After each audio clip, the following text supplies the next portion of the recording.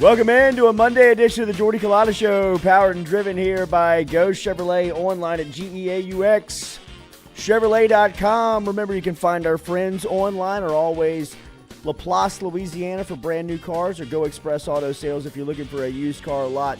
Hopefully everybody had a great weekend as it was wet and soggy and everybody was careful as you're back with us here on this Monday morning. We appreciate you starting your weekend here with us, or your weekday here with us. As if you don't mind, hit that like button, share button, comment button. As what? Wet and soggy. Yeah. No, she's just waiting for me to be back. Wasp. That's all it was. It's good to have everybody back here. Show's back. Yay! Lloyd laughed at my joke. Lloyd is back. Back.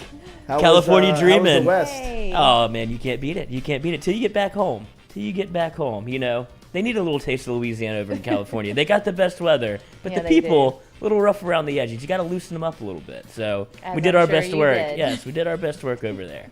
How'd you hit him? Good. Pebble. You told me that was the rumor going around. Spyglass harder than Pebble. Yeah. I disagree. Pebble was harder than Spyglass. We had played well. Sean won the first day at Spyglass. I took the next two. Your mom said you played family better champion. than Sean. I asked who was a better golfer. Yes. Well, I practice more.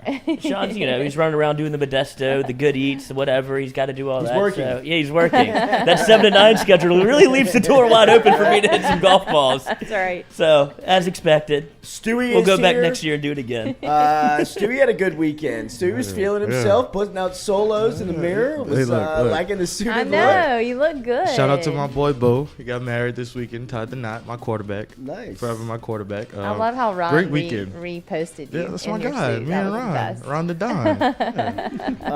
Jameel and Bree are here on this Monday morning. Make sure you're following Clout Demons on social media as they're here every Sunday night. And coming up this week on FM Digital Media, this is a huge week for us as we are launching a new show here. As we will have something else is playing, Stewie. We will have our new Where My Dog's At. Rohan Davey has his show debuting Thursday night, 6 p.m. live here on FM Digital Media. All the social media is up. Make sure you're following that show on Instagram, on Twitter, on YouTube, and on Thursday night. It's going to be a really cool show with Rohan Davey as he'll be sitting down with former teammates. Where My Dog's At. He's kind of reaching out to former coaches, players, people that he played alongside, grew up with in the game of football, and they'll have, as anything that Rohan does, interesting conversation. It'll be Rose Twist on about an hour and a half podcast weekly that will debut and will go live here this Thursday night. So make sure and follow all the social media. Coming up at 11 o'clock this morning, Mic'd Up, another part of FM Digital Media, will be breaking down the LSU baseball weekend, which was just, you almost had to see it to believe it. It was incredible. The first time in program history, LSU goes up to Nashville and sweeps Vanderbilt in a 3-game set, and they do it in very dramatic fashion. They beat the brakes off the Commodores in a couple of games. They come back to beat them in the 3rd game. Dylan Cruz, his weekend was phenomenal as he mashed his 21st home run of the season. Braden Jobert, a single short of the cycle on Saturday after his performance in a comeback game for LSU that had a bunch of fireworks. We will talk to Wilson Alexander of The Advocate at 8 a.m. this morning here on the Jordy Culotta Show to kind of dive in to what was going on in Nashville this weekend as far as LSU was concerned and what they accomplished. Their RPI jumped up some spots. It should have solidified themselves as a regional host, and we'll wait and see what happens with the SEC tournament starting over in Hoover this weekend. So lots to get to with LSU baseball, and of course nobody breaking that down better than Mikey's doing it on Mic'd Up. 11 o'clock this morning, they'll be back here on FM Digital Media. So we're seeing obviously our shows start to grow here on FM Digital Media, and we appreciate everybody kind of finding us, being a part of this. And it was a huge weekend for the Jordy Culotta Show, as well as we crossed over the 10,000 subscriber list barrier on YouTube, which has been a really big push here Yeah, absolutely, man. Well, we gotta do something, right? Should be Clap. 15K, but that's Cartwheel, okay. It's all good. It's all good. We'll get to 15. It will. It will. We'll pop some champagne here today over it. But I mean, this Oh, is. we will? Why not? Yeah, okay. Hey, I'll just call my mother. She's already, she's got 2 in the car probably. But this is a big deal. I mean, this It is a big deal. This is big for what we've got going on. This is obviously we launched this a little over a year ago, and now here we are, about 15 months into the project, and looking at 10,000 subscribers, and the entire operation just growing.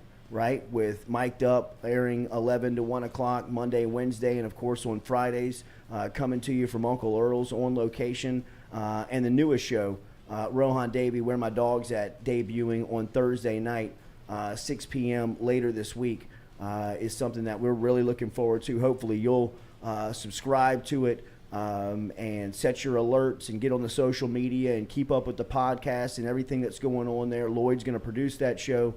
Jamil's going to be a part of it as the social media director. Stewie's going to be a part of it as a producer. All types of our personalities will be in there. So we just want to say thank you. Thank you for helping us get here to where we are with the future looking very bright at FM Digital Media. And you know, I mean, the bulk and the majority of why we get up and do this every day is because of the support from the people out there that are supporting the products, supporting the endorsers, supporting the sponsors, everything that we're talking about over here. People really gripping onto and taking a hold to it, and growing it. So the 10,000 mark is huge for us.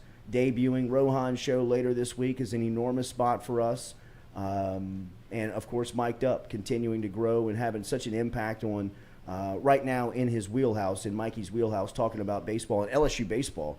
What a phenomenal run they are on, or seemingly run, because they have been a little inconsistent over the last couple of weeks, right? Obviously dropping that that series against Ole Miss a couple of weekends ago at the box is not what Jay Johnson and LSU was setting out to do. They were playing really well going into that series and just kind of hit the skids there. Before bouncing back against Vanderbilt this past weekend, where LSU was, they're just incredible the way that offensively they mashed the ball. I mean, some of the scores coming out this weekend felt like football scores. I mean, just in the runs that they were able to put up in Nashville over the weekend. 37-18 now, regular season record. 17-13 puts them at the 4 seed going into Hoover. And like I said, we'll talk about all of that with Wilson Alexander. If you have a baseball-specific question for Wilson, jump inside of the chat, and we'll make sure and ask him coming up here at 8 a.m. Like I said, every day we're driven and powered by Go Chevrolet. Daily, our water is brought to you by True Blue Water, TRUBluewater.com. If you want to jump on the delivery route. Charlie Harvey, congratulations to he and his family. I saw that their daughter just graduated from St. Joseph Academy and moving on to LSU. I know this is a very happy time for Charles Harvey and the whole crew over at Metropolitan Health Group.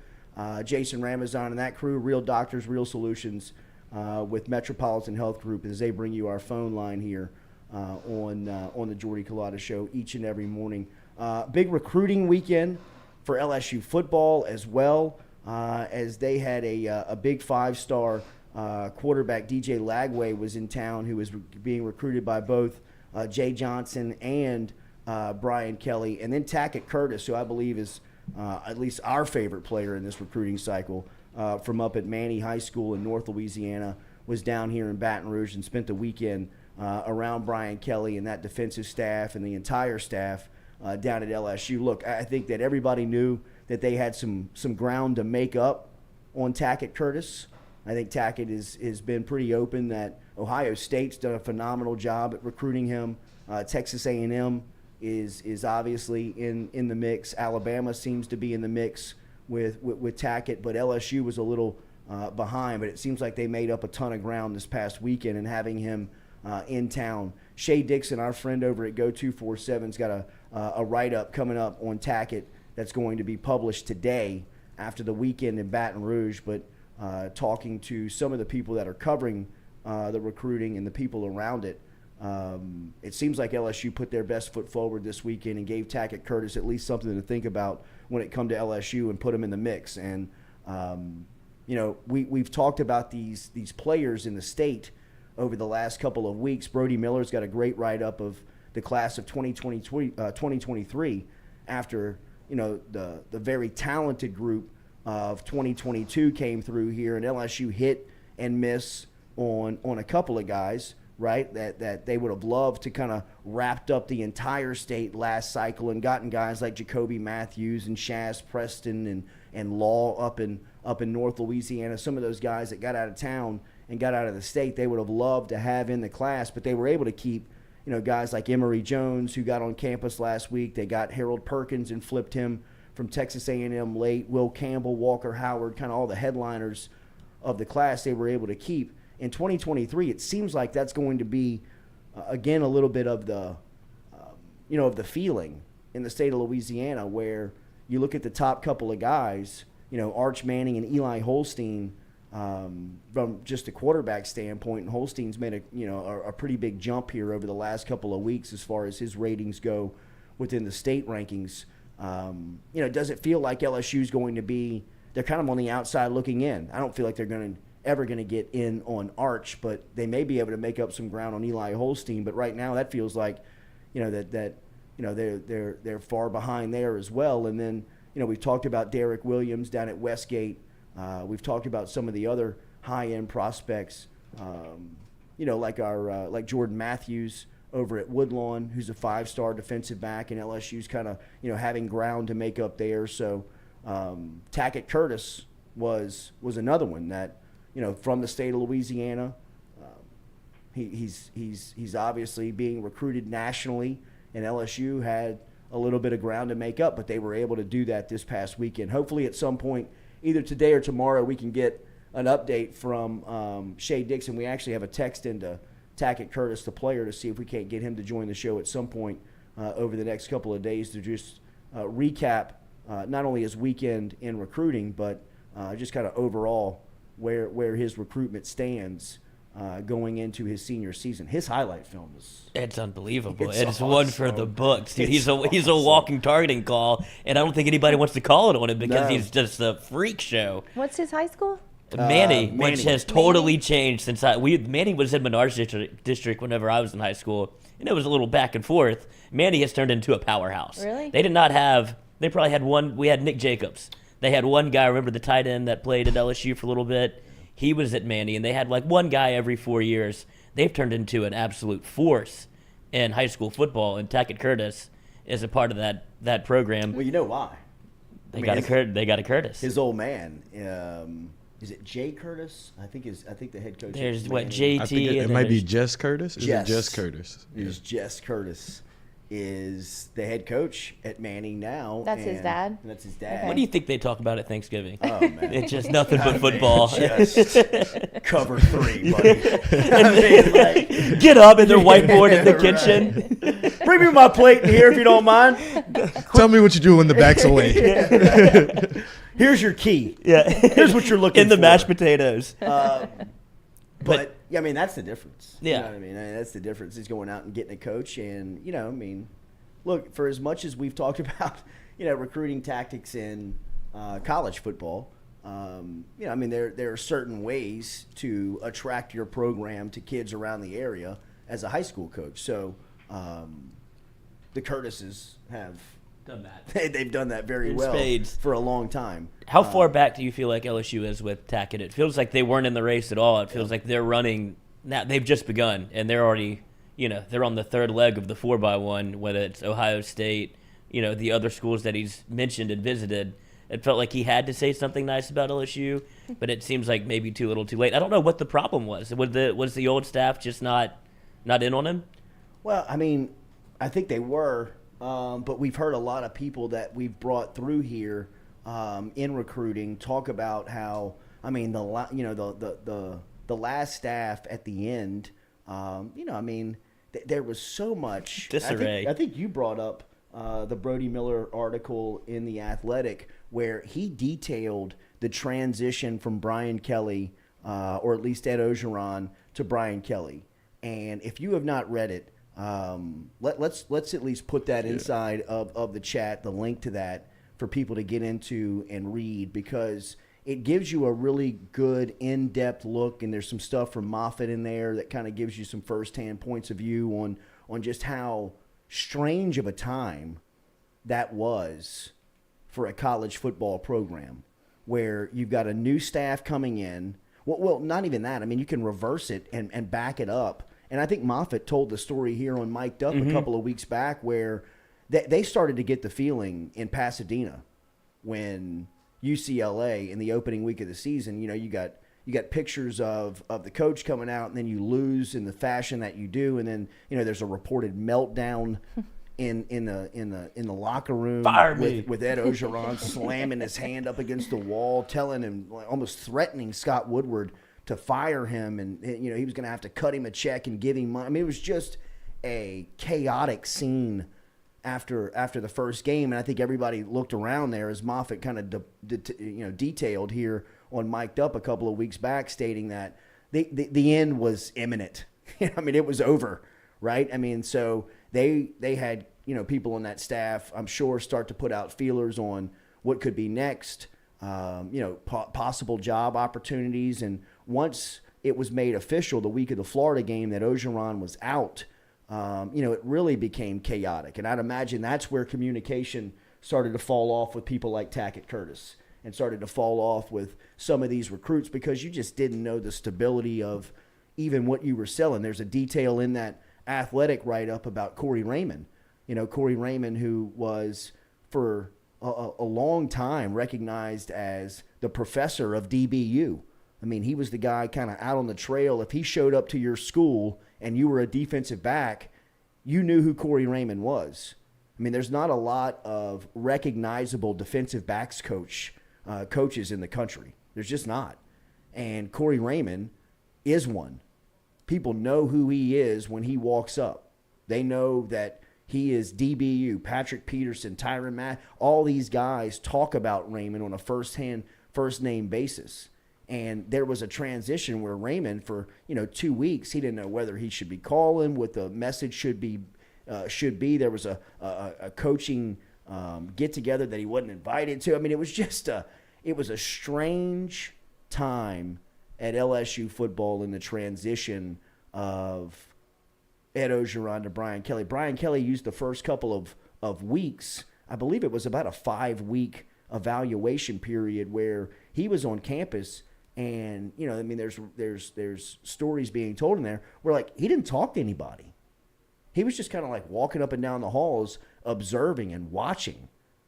And that has got to be just anxiety riddled for the employer, right? I mean, you don't know what the message, you don't know what he's looking for, you don't know if you're going to make it, you don't know if it's going to be, you just didn't, there was no sense of security at all in that transition. And I'd imagine that's where a lot of that stuff just got lost, lost or just pushed so far back to the back burner that the only place you have to start now with a guy like Tackett Curtis is probably from ground zero. Just ground floor. Yeah. I mean, look, and I don't know if people will understand that. I don't know. There's I'm sure Ohio State's done such a tremendous job. Texas A&M's done probably an incredible job. Alabama, Georgia, of building that relationship with Curtis and his dad and his coaches and everybody around there, that it may be impossible for LSU to even get in the mix. But because it seems like he's LSU, right? Doesn't that seem like somebody from basically central Louisiana, plays linebacker, I guess safety, but essentially linebacker, has gone to LSU games. I guess maybe he has a bigger view of things because of who his family is. But it seems like that's an easy get for LSU, but them being so far back is kind of bizarre to me. But like you said, they stripped this thing down, and they had some coaches in that article saying, he didn't talk to me for 2 weeks. I didn't know if I had a job. I didn't know, we would walk by. So, and I don't know if it was Corey Raymond or not. It was just a, anonymous source or whatever. But he's like, I just kind of left and went to Florida. When they called, I left because Brian Kelly never talked to me. Didn't know what to do. So I never even knew if I had a job at LSU. But as soon as I got another offer, I left. And so weird way to do business in my mind, but Brian Kelly obviously had much more to clean up, it seems. And I think, after the tally, after all of the smoke has or all the dust has settled, is like 4 people made it.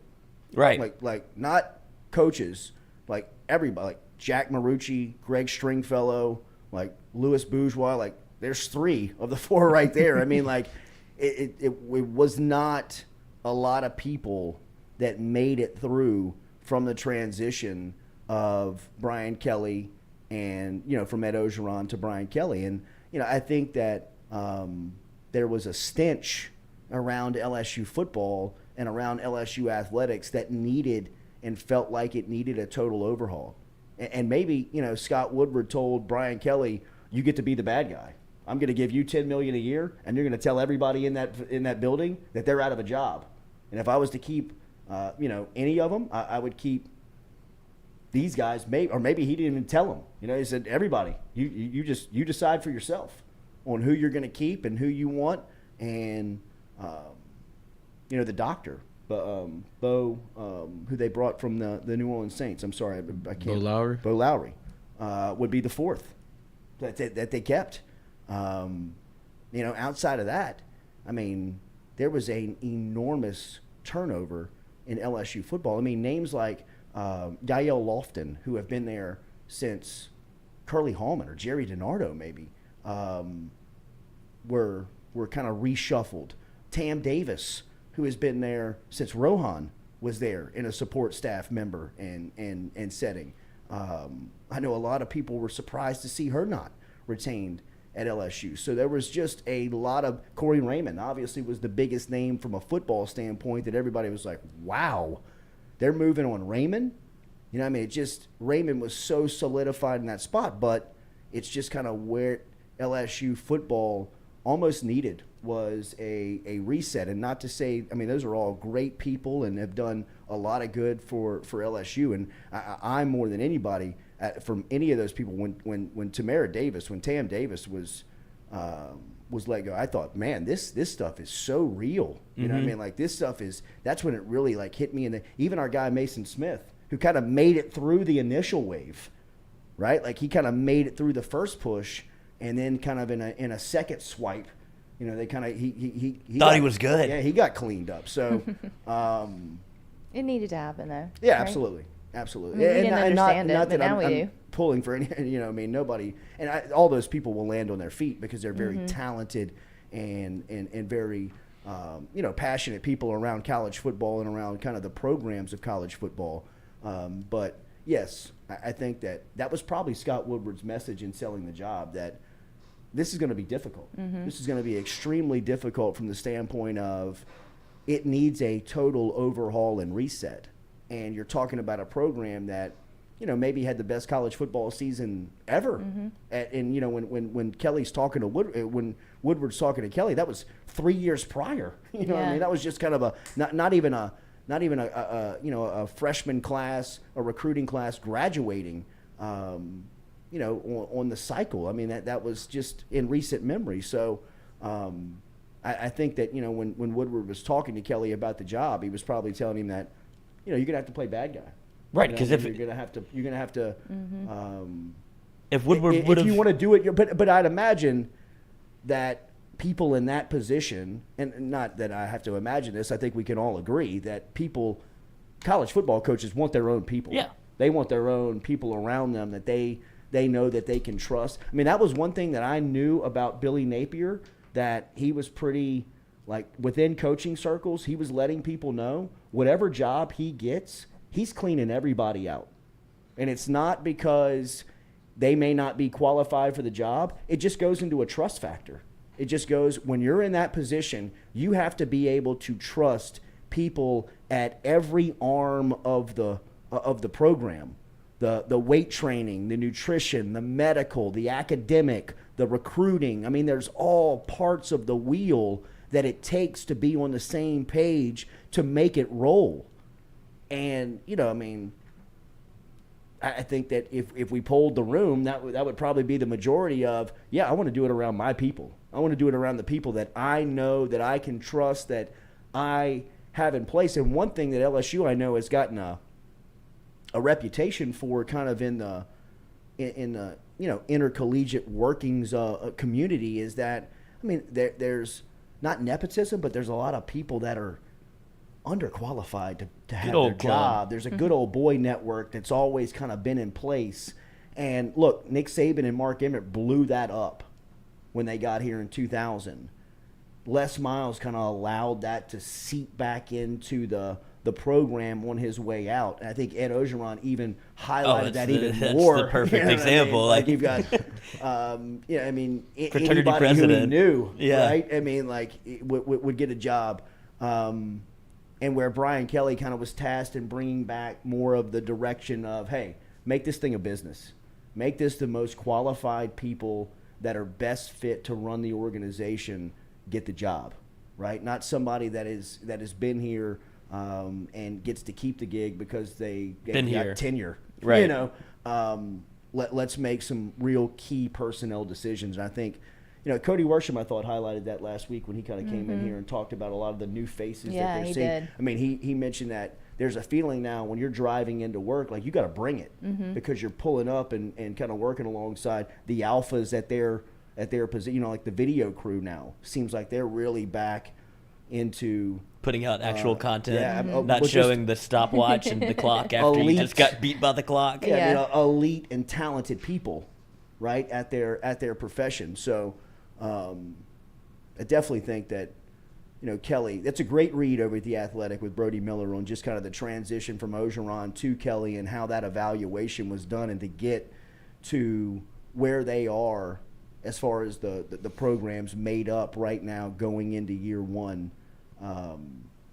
Is a really interesting read. Remember, Daily, we're brought to you by Edward Jones, our friends over at Edward Jones, Daniel Newman, daniel.newman@edwardjones.com. Get in touch with Newman today if you have any financial questions about your well-being. If you're looking for some investment opportunities from investment strategy, get in touch with Daniel Newman. He's so well experienced, as we tell you all the time. If you work within the plant industry, if you work with any of the industrial industries, get in touch with Newman. He's got great experience there. He's helped tremendous amount of people out. 225-261-8262.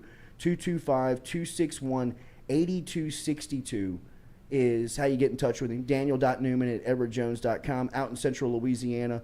Tell him you heard it right here on the Jordy Culotta Show. Seville Jr. says nothing against Ed's sons, but he was about to hire his sons to be on the staff. Was he Holy really? smokes. They were both on Both that. going to, yeah, that's where he's been. Actually, all three of them were on staff. And then after, I think it was Cody graduated from McNeese, he was going to bring Cody onto the staff too. Oh. But I think they all got coaching jobs at different schools now. Yeah, I mean that one's at Miami and one's at Notre Dame. What's playing? Something is playing. In So Miami. I think it's on the internet. Yeah, there's going to be a tab open. It sounds like, but with you can just turn the music down and it should go away. Yeah. No, it was Jimbo. It was a video. Oh, nice. He's That'd be always Dumb's around. Coach Live coming on Jordy Culotta Show. Hell, shit. Can't get enough media with Jimbo. Hell, get him on the show. Oh my But God. I mean, that's why you saw Ed Orgeron hit the recruiting trail in his own right. He's been lobbying to get his kids jobs at other schools, and we saw him. I guess he was in Miami again. Is that where he was? Yeah. Shirtless? Yeah. He's gonna pop. He looks like a cracklin. He does. He really does. He does. I mean, he looks like he's got A scales. suckling pig. Yeah. Yeah. I would take a bite out of him. I mean, it looks like he sheds. You know what I mean? Like, Oh, man. Like a lizard man. yeah, like He really does. take this coon ass cover and shed it off. Like I can give you, I'll bring you one better back in the summertime. Eats his own I mean, skin. doesn't he have skin cancer at this point? I don't think he can get it. I mean, Jeez.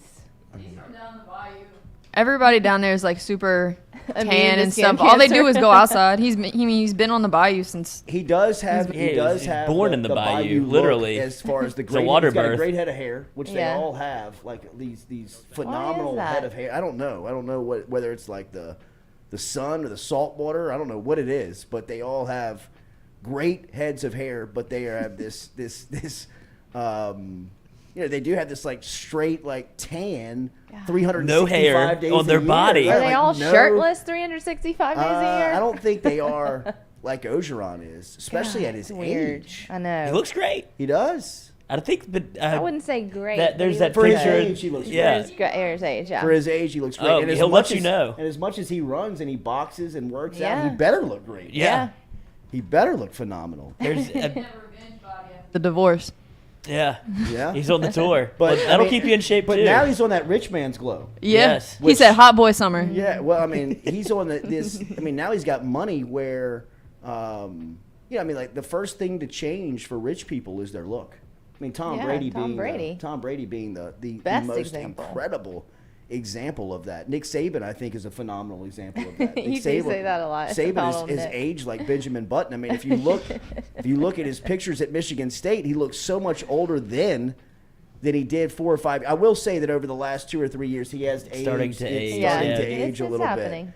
But I mean, 4 or 5 years ago, Yeah. I mean, like he had the straight tuck into the khaki. He oh, had no dude, straight fold down. over. Yes. No I mean, Dunlap like, disease. He still gave like the steady jog on the way out. I mean, he still had a good strut to him.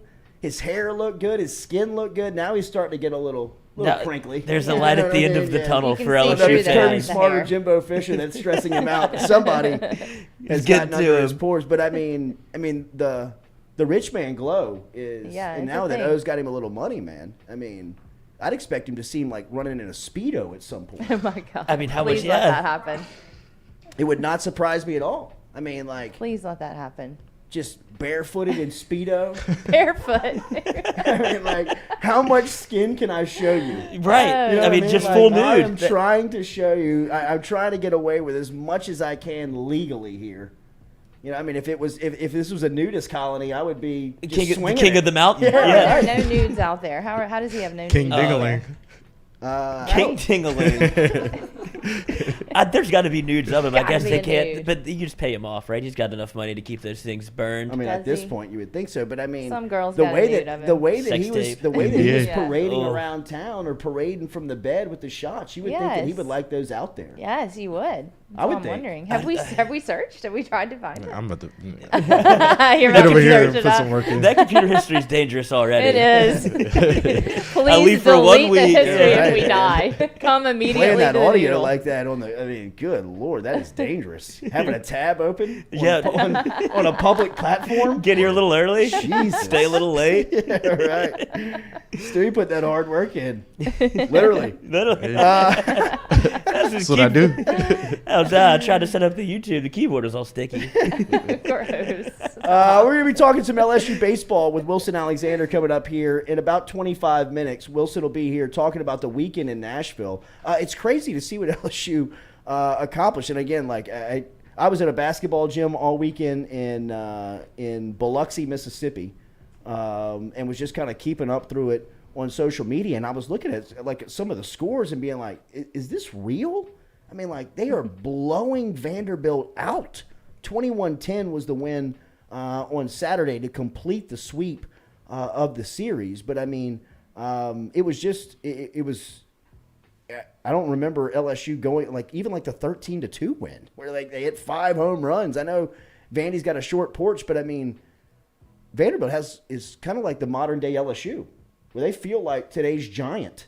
You know, I'd imagine that this was like what it felt like in the 90s and the early 2000s coming into Baton Rouge where you were like, I don't know if they're good or not, but I mean, we still got to go in there. We're not going to sweep Respect them, yes. Yeah, right. And I mean, LSU went up in there and just like totally disrespected Vanderbilt and beat the hell out of them. Yeah, they did. And I mean, like, did you see that setting with Tim Corbin after the game on Saturday, or was it Friday? I Was think it was Saturday. I think it was Saturday. or No, it was a Sunday. Saturday game where they came Yeah, back it and was they like won a Sunday 21-10. setting. Yeah, Yeah. yeah, where they came back and won 21-10. And Corbin's like, Oh, yeah. was he 3 like games trying to beat the press out of the? Yeah. Like, was he trying to beat the did. media out What of did the? he do? He left He was, like a like, player. running- He left was, a like, player running to from the- deal with the media. The press pretty to much. deal with the media. Why? I Because guess he because he was was like so embarrassed. embarrassed of the weekend. But I mean, like Timmy, I mean, This is your job. a couple of natties and I mean, you know, multi-million in the bank, bro. Answer a couple of questions and get out of here. Your I job mean, is not on the line. buddy, yeah, right. You're You're good. safe. You're safe. I mean, As safe gets. I mean, don't put this out there. Yeah. And like he shuffles this guy like doesn't like play much. Right Like, fielders. I mean, No, he like, plays. It's the right fielder, Spencer Jones, but he just got caught in the crossfire. Yeah. He was just walking the wrong way while Tim Corbin was running no. away. This guy was just walking towards the press, and he had to deal with all of the questions like he was a pseudo That's head coach. awkward. And he's like, Coach, I don't want to be out here either, but I guess I'll answer the questions. Like, I don't know. I mean, people were asking for Tim Corbin to be the head coach at LSU. if he can't handle that pressure, you really didn't want him down in Baton Rouge, I guess. No but way. the old man shuffle away from the crowd is a tough look Old man after you've got, I mean, all of the history that Vanderbilt has. Like, that's the epitome of, I guess, class at this point, and that's a bad look. Yeah, Timmy, It's buddy, okay. buddy. You're only going to get It's nothing all but good, softballs. man. Yeah, right. I mean, you're not running, are you? So we'll talk to Wilson Alexander coming up here to see what the possibilities of LSU playing this week. They're waiting on an outcome of. Aren't they? They have to wait on somebody. Wednesday. Yeah, Auburn and Tennessee. No, is it Auburn, Tennessee? Auburn, Arkansas? Oh, Kentucky, yeah. They have to wait on the outcome of that game to find out what the start time is going to be for LSU. But LSU got the 4 seed going into the tournament, which I think if you would have said that 5 weeks ago, you'd have signed up immediately. Absolutely. Isn't that And now it's looking like probably a host site. They Definitely a host site. Yeah, Ben McDonald was saying Definitely on a the call host that they may have to make a little noise in the tournament, which is like, I guess, win one game, but it feels all is No way. pretty much you're coming to Baton Rouge to play in a regional. I still think, like, and we said this on Friday going in, or maybe it was Thursday, and going into the series, is that this is still a television show. The selection and the Right. regionals, and you still got to sell advertising around it. And it's a lot easier of a sell saying we've got a site in Baton Rouge, right? Like, it's going to be sold out. People are going to be interested in watching. And in college baseball, I know that used to mean a lot more because the interest has kicked up around the sport so much. I mean, you look at kind of like the tidal wave that has crashed in Knoxville, Tennessee. Look at the buzz around baseball there, man. I mean, like, there's about to spend $50 million, I read, on facilities and a new stadium and upgrades there. Kentucky spending money in college baseball and upgrading their facilities. South Carolina's about to be looking for a new coach. I mean, there's a lot of stuff around baseball, but Baton Rouge still swings a huge stick when it comes to hosting, TV revenue, ad revenue, all that stuff because, LSU is still one of the only markets that truly cares about the sport. I mean, Right. I know that the SEC is has all this money flooding into it and looking for ways to spend it, so they have to spend it on, baseball facilities and other stuff. But in Baton Rouge, still writes the blueprint and the model of what college baseball passion looks like and feels like. And you get a good sense of that whenever they come to town. Like, if you listen to a game on like a national broadcast, they sell the absolute shit out of Baton Rouge and what it means to be, 100%. At a regional in the box. They set the whole scene for you. LSU playing in the gold uniforms where they went. They sweep Vanderbilt in them, so I'm sure you'll see them again. But all of the pageantry around it is huge for LSU baseball. So I'd expect that all plays into being a host. And maybe you'll finally see some of that old box a little magic because it feels like it never got turned up to 11 yet this year. And maybe they're kind of waiting for like a regional for the fans to come out because it hasn't been bonkers. Right. It hasn't been LSU baseball at the box yet. not at all. And it feels like a regional might kick that thing into overdrive. Some news that we'll be paying attention to today, and I believe Jay Johnson should be giving some updates, will be on K. Doty, as Doty was dealing with a shoulder injury. Same injury that he dealt with last year. I saw where it kind of popped in and out of place over the weekend and had the trainer put it back in and said he'll be day-to-day, did Jay Johnson after the game.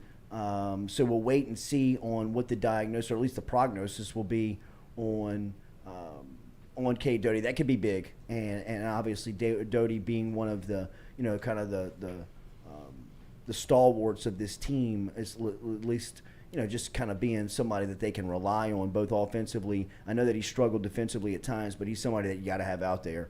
If LSU wants to be their best, Doty's got to be, playing every day. So hopefully he can get this right. Jacob Berry, I think they are trying to get him right for obviously getting back for postseason play and tournament time. But Dylan Cruz, the way that he's hitting the ball right now, I mean, is just embarrassing. I mean, he had another home run on Saturday. He was 1 for 5 on Saturday. He struggled on Saturday as far as trying to put the ball in play, but he was still hitting the ball hard, and he turned on a 9th inning home run that landed, outside of the baseball park in Nashville. I mean, Disrespectful. He is, dude. He's just crushing nuking I baseball. texted the The mic'd up baseball. group Saturday and I said, Dylan Cruz, there's kids at the park. Like, relax, bro. Like, He was hitting missiles over the weekend. You almost have to bring a glove. It's dangerous to not have one out there. There's no way I would try to catch that thing. No, No way. Oh, No to have a chance. couple sodas out there.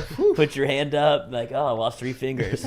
No ball. I'd be on the ground with my Yeah. hand over my head. It's just, I mean, that ball. It's just it's a different type of power. Well, Bianco came on the show and he's like, during, like, even his outs are, like, they have, like, the StatCast or whatever. It's like, they're registering over 100 miles an hour off the bat when he's hitting it to second base. Like, even his outs are loud. He's like, normally those are, like, 85 miles an hour off the bat. Like, you know, easy, roll me over to second, easy to field, throw to first. Like, he is hitting missiles everywhere, no matter if it's a routine out or not. He's like, there's no routine play with Cruz because he barrels every ball up when he hits it. How does he have that kind of power? He's got a big old ass. He Is does. that where it comes from? His Yeah. ass? Great ass. He's Great got ass. He's got an SEC running back like Uh-huh. Noah had. Yeah, like a Leonard I guess Fournette so. type Yeah, ass. high ass. High ass. Thighs and ass. Yeah. It really is. That's all you have to look. If you're going to be Yeah. a recruiter, just ask Yeah. first. It is. Then go from That ass. there. I'm telling you, man. So many pro scouts that you ask.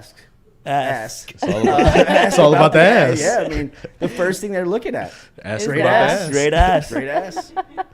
Tells you everything you need to know. really does. Dylan Cruz. Google Dylan Cruz. Dylan Cruz, I mean, like right now they got him projected like 1-1. He's going 1-1. There's Yeah, no for doubt. sure. I think. Could LSU have back-to-back 1-1? I don't think Barry's going 1, but he'll go He'll be top 10 for sure, even with Oh, I think the. he'll be a top 5. Yeah, I don't know about the pinky or whatever finger he hurt and his ability to field. That's why he's been playing in the field so much. They're trying to get him to that draft status of being a top 5 pick. Last projected I saw was top 10, like the 10th pick. But there is no doubt of anything. I wouldn't imagine. Dylan Cruz could walk off the field right now and Yeah, be the first definitely. overall pick. No doubt. He is that good. And Great to then be in Baton Rouge. over the weekend, shout out to former Tiger catcher, great Michael Papierski, made his Major League Baseball debut with San Francisco. Papierski became the 81st major leaguer in LSU baseball history. He caught on Saturday night as the starting catcher for the San Francisco Giants as they were taking on the San Diego Padres. He was drafted by Houston back in 2017 and traded earlier this season to the San Francisco Giants. Remember, he played at LSU 15 through 17. He was a big part of that 2017 college World Series finals team that got beat by Florida. He was one of the leaders and one of their top players on that team, but he made his Major League Baseball debut over the weekend. So not just a positive weekend for the current Tigers, some former Tigers out there standing out as well. Congratulations to Papierski for making his debut over the weekend as LSU was shining both down in Nashville and over in San Francisco with Papierski's debut. And then some national news before we get back to LSU baseball coming up here with Wilson Alexander coming up here. Make sure you hit that like button, share button, comment button. As we said, we appreciate you being here on this Monday. Subscribe. That was sad. Now It the feels push. it feels bad to ask. Now the push for 15,000. Keep going. Yeah. YouTube sends out a plaque for one of these things. Don't Let's get one of ever those feel bad bad. boys. Get I us thought to- it was 10,000. Is that not right? We don't get a plaque for I that. think it's 100. Oh, jeez. All right, we got Is that a our ways. next barrier? That's Let's get the, there. You get Get a to 100. you get a get creators there. award, a silver creators award from YouTube. They said you At a little plaque 100? with your name on it. Yeah. Wow. For 100,000? Mm-hmm. Oh, all right. If we get a do it. plaque, we're doing something, Let's get there Yeah, in we're a doing year. something. and then we'll for mail sure. it back to him like Aaron Rodgers. I don't Give me want my it. 5. Give me my channel back. Did you watch the PGA this weekend? I Justin did. Thomas. Locked in. Really? Locked in. What'd Yeah. you think about it? Well, I was coming on. I had golf withdrawal after leaving California. So I locked into to the PGA Championship. Boring leaderboard at first, but what was my guy? What's his name? Same name as. Hold on, let me get in the You document. talking about Mito? Yes, my guy had Meltdown? a meltdown, absolute meltdown. Oh, Pereira. I was thinking Mike Pereira, but that wasn't him playing. It was Pereira.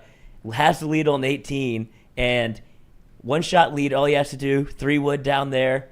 Instead, he's been ripping driver all day, doesn't think about it, pulls driver, makes double after he hits it in the creek. The funniest part of the whole thing, though, Justin Thomas comes back from 7 strokes. Probably, I think, the biggest comeback of all time in major history. But while this guy is waiting on the tee box, Pereira, everything's going through his mind, obviously never won a major, has never won a tournament. I think he has 5 top 25 finishes this year, rookie. And all you hear is some guy from Oklahoma go, hit the driver! Bang the driver! And the dude totally gets in his head, pulls driver, slings it down there, and he hits it right into the water. It was so funny. But this guy's hammered in the background, just hit the driver! And he shouldn't have. He should have hit 3-wood, but he puts it in the lake, and then he just totally melts down. He has to chop it out of the rough, and then he has to. So he's still in play to make bogey to go into a playoff, and so he has to hit it close. He probably leaves it 15 feet short. He has this putt for bogey to go into a playoff against Justin Thomas and Zalatoris, who poured in a par to even give himself a chance. He leaves that putt short, and so now it's all over. He's putting for double, but you can see him start to realize not only is it over, but that everybody is watching him. And he goes to hit like the clean up the little 6-footer that he has left for. You're putting for nothing but money at this point. And he goes to get over it. He backs off and just does like a total 360. Like looks around. He's like, I can't believe I'm still out here. He hadn't made double yet, like in the tournament. And he's just like, oh my God, I have to make this or this could go on forever. And so he rattles that thing in, grabs the ball, shakes hands, and then he has to do an interview after. And he was just like, white-lipped. Oh my God. He did a great job, but you could tell his whole mind was like the hat was halfway on his head, and he was just like, I don't know what happened. This fucking guy telling me to bang the driver. But it got to him, and then JT's a killer. Yeah. That came out, like, you could see once they went to a playoff, I bet it twice, because you can live bet on Caesars. So I hopped on that, but JT absolutely just has that kind of, you can tell he hangs out with Tiger. He wants to be him, and he emulated that, like, just absolutely slayed. Drove the second of, they played 3 holes. He drove the second green on a par 4 and just put it away. You could tell that he wanted to win that thing. He's part of what they call in the PGA. He works out with a guy, Colby Wayne, who actually is Mikey Matuk's trainer. And Colby used to be here in Baton Rouge. He was at Traction's facility. He was doing some independent work, and then he was working with Traction for about a year. He was with Traction, and I can remember vividly like working out at Traction, and like all these like PGA golfers were like walking through there. It's like now when you go in there and you see, you know, like Leonard Fournette, Landon Collins, like all these big time NFL guys like use Traction's facility to work out over here in Baton Rouge. And for a while, when Colby was in Traction, you would walk in there and like Justin Thomas would be like pulling up. You know, you'd be like, I know that double chin. Is that? You know, like I remember Nota Begay. Yes, who played big with Tiger guy. He played with Tiger at Stanford, and he would have great Stanford stories about Tiger, and like they stayed tight. Yeah, that's what I'm saying. Like, he's one of the few people that has like access on to the Tiger inner circle still. of Tiger. He was in there for a while, and he was like a great storyteller. Like he's like a dude's dude. You know what I mean? Like he's always people circled around him, like listening to stories, laughing. You know what I mean? Like you got to get over there and listen to what he's talking about because he's just like attracting a crowd. But Colby was in Traction, like I said, for like a year, and I mean, he started to like make his name as the golfer's trainer. I mean, like he was the guy that people were coming to Baton Rouge, seeking him out, and changing their regimen, changing their off-season approach, changing their in-season approach. And I believe it's public news now, but Tiger sought him out. Yeah, that's why he. Did Tiger come here to work out? Tiger, it was it's the opposite. It was after Colby. So like I think once it started to explode, like it started to like, you know, like it was a deal, man. He moved it down to South Florida, where a lot of these guys live. You know, a lot of these guys live in that part of the world just due to the climate and that they can play every year and all year. And when you look at his roster list or like his list of clients, I mean, it is a who's who of golf. And this was before Tiger had, you know, kind of reached out to him and said like he had to sign all types of NDAs, like he had to like nobody knew that he was training Tiger. Like when they were at tournaments, they were never around each other because I think Tiger wanted to keep that at least a little off or below the grid for as long as possible. But now, I mean, like you can see, like Tiger talks about Colby. Colby has been in Tiger's kind of like the background of some of his groups. You've seen him walking with Tiger. But one of the first guys that he made his name with when he was becoming kind of this golfer training guy was Justin Thomas. I mean, I can remember Justin Thomas as he looked like a frat kid coming into traction. I mean, he looked like a Sigma Chi walking into and like he's an Alabama guy. Like, I mean, he looks very. I mean, he's got the Bama bangs. You know Absolutely, what I mean? Like, Bama thing. He did. He's losing his hair. But he did. Like at this time, I mean, he was still like Full frat swooping it, swoop, you know what yeah. I mean? Like he was still like nodding the head. Comb your hair, put the hat Yeah, on, right. and get the bangs right. But it is God, incredible get to over yourself. see. Obviously, shout out to Justin Thomas. Congratulations to him. That's an incredible part of his career that he'll always remember, winning the PGA Championship. But Yeah. I Got mean, to watch the whole thing. what Colby Wayne is building as far as a reputation within that sport and becoming like this, revolutionary type trainer has been incredible to at least having some sense of a viewpoint of it. I mean, I can remember when he was starting and you would see this golf training equipment in traction and people would be working out kind of looking like, kind of like folding your arms kind of behind them and like, what are they doing? What like, is look it? at- How is yeah. it different? Like, what's so different about it? Yeah, It's I was just- gonna ask the like, same what's thing. Like, how do golf they training train? equipment Very, like? it is so defined. It's so granular. Like it is so microscopic on the muscles of the sport. It's a lot of, it's a Yeah. lot of, it's a lot of twist. It's So a lot very of core. Yeah, core medicine ball throws to the medicine wall. ball type throws stuff. to the wall. A lot of, I mean, it's really a lot of stretching. It's really a Yeah. lot about being limber. It's really about Flexibility. the flexibility of it that was always seeming to be the emphasis. But he was bringing in like some of the training that some of those NFL guys were doing. He wasn't doing like the heavy lifting, but like some of the running, some of the pushing and the pulling of sleds, some of the endurance work that those guys were doing. You would see a similar type of structure to what Colby was doing. And the thing about Colby that was so cool is like he would have Justin Thomas walk through there and then Matuk would walk through there. And you could see like the difference in how you train certain athletes. It's not just this one size fits all. Yeah, that's You know what I mean? interesting. Like when we were working out at Traction, we're just a bunch of like, middle-aged adults making sure we don't get a dad bod. You know what I mean? Like on Monday, Wednesday, and Friday, here's your routine. Make sure you knock it out. Back you should and be all right. buys. Right, Yeah. exactly. I mean, for these particular athletes, you would see just the change and the simple tweaks that it was around the same stuff, but it was just kind of difference in what you were focused on, building, what you were focused on training.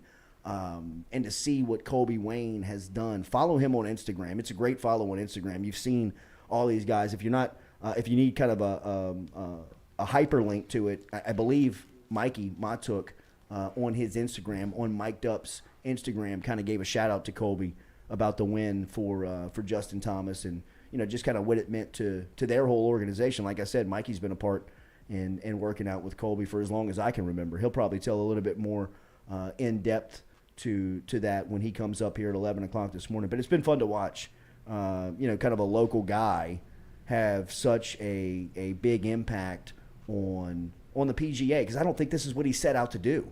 And I don't think that Colby set out to make his name within the golf community. I think he wanted to just be a very progressive trainer and kind of put himself around talented people. I think, people like Matuk and athletes that were coming out of LSU was kind of like the model.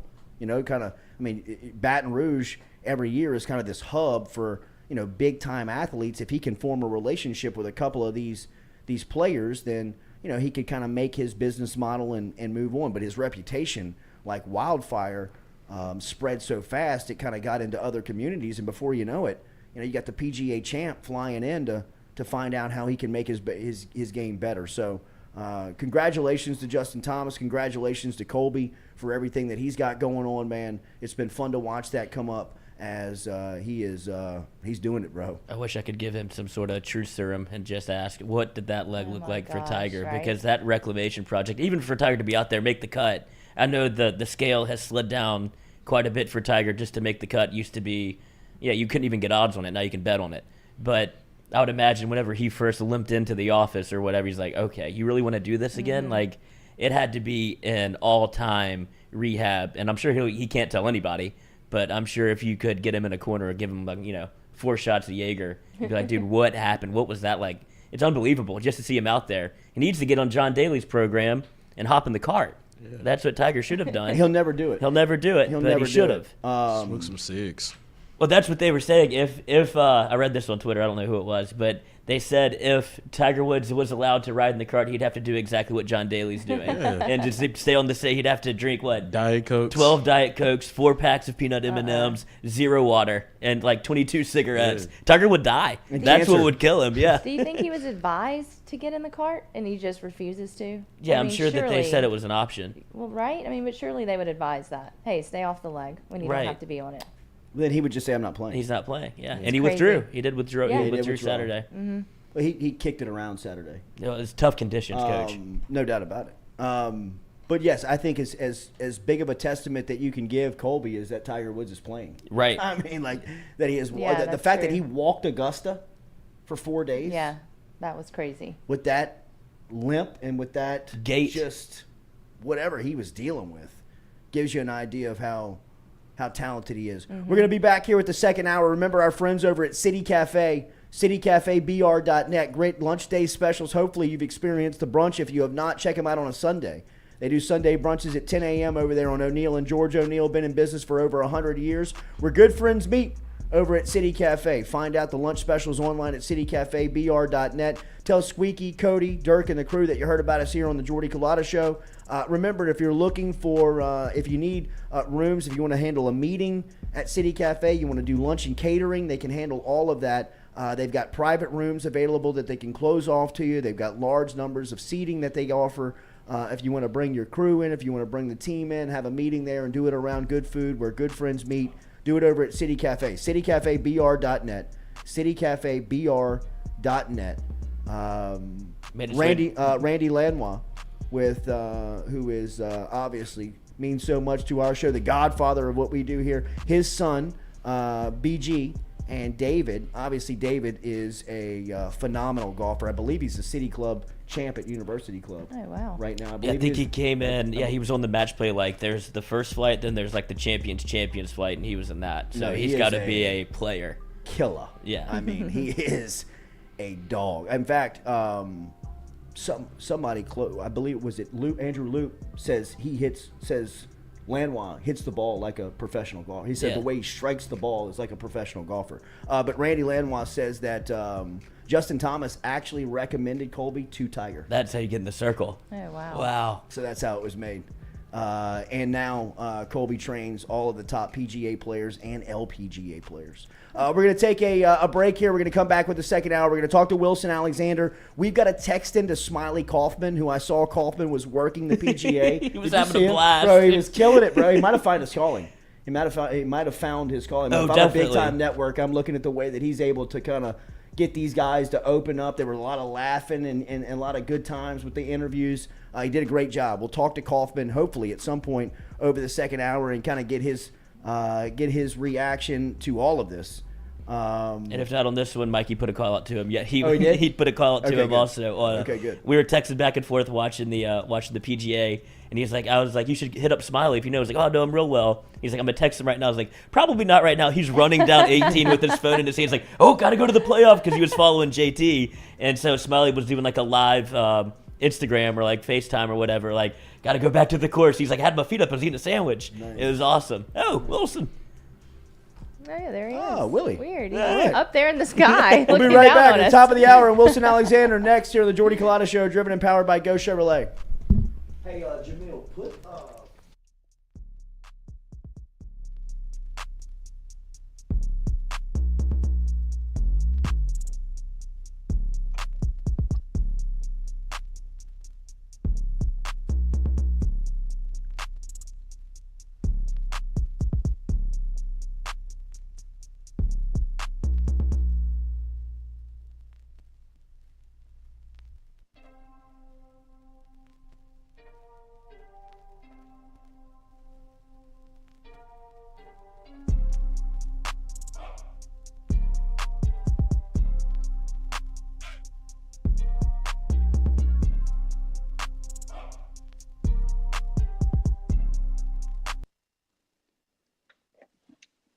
Do you have questions about your finances? Are you looking for recommendations from a skilled financial advisor? Get in touch with our friend Daniel Newman over at Edward Jones. You can find him easily by logging online and shooting him an email at daniel.newman@edwardjones.com. That is daniel.newman@edwardjones.com. Whether it is help with your 401k or just fiscal advice heading into the new season, get in touch with Daniel today. Best way to do it? Email him, daniel.newman@edwardjones.com. He's our experienced financial advisor. Let him be yours, daniel.newman@edwardjones.com. The Jordy Culotta Show is brought to you by A-Bears Lawn Maintenance. Commercial or residential, A-Bears Lawn Maintenance is ready to work. A-Bears can tackle all your homeowners association requirements. Call Blake at 225-485-8022. A-Bears Lawn Maintenance.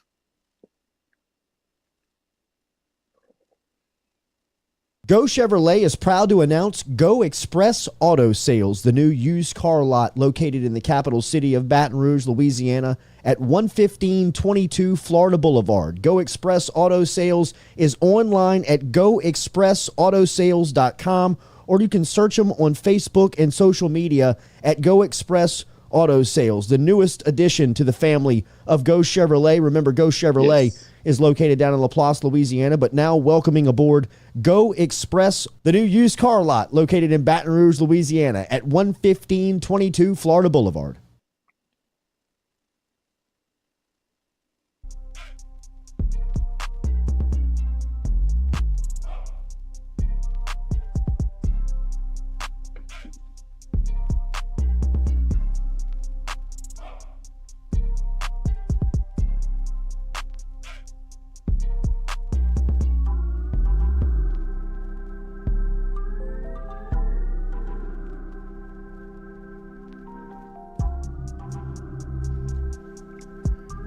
All right, welcome back here to the Jordy Culotta Show, driven and powered by Go Chevrolet. We'll talk some NBA playoffs coming up here as the Warriors took a 3-0 lead last night as Andrew Wiggins put down a just posterizing dunk on Luka Doncic last night inside of the lane. Wiggins, incredible story at Golden State. Look up on Golden State, man. You got guys like Jordan Poole and Andrew Wiggins balling out. It's scary to think about when you still have Steph and Clay and Draymond in that crew. And on the other side, you got Boston and Miami tonight without Jimmy Butler on Saturday night. The Heat, at least to close out the game. Butler started the game but left late in that game. Bam Adebayo stepped up, and some dude named Max Strauss.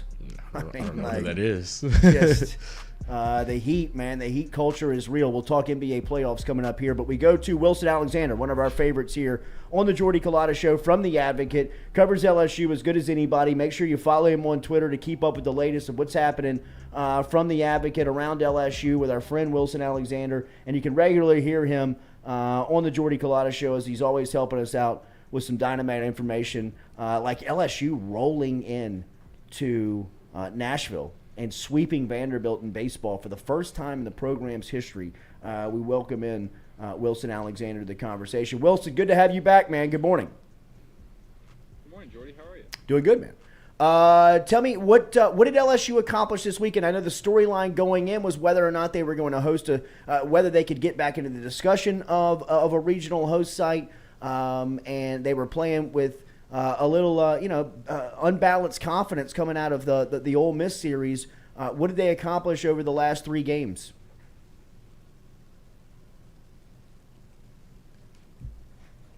Anything from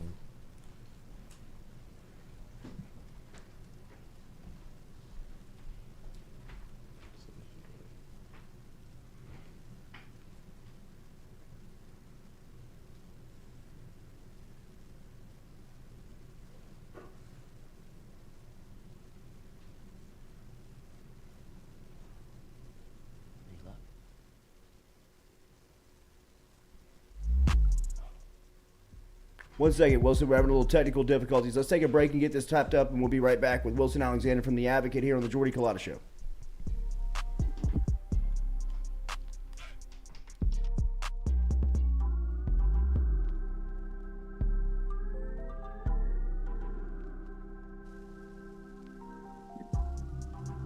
Hey, can you hear me now?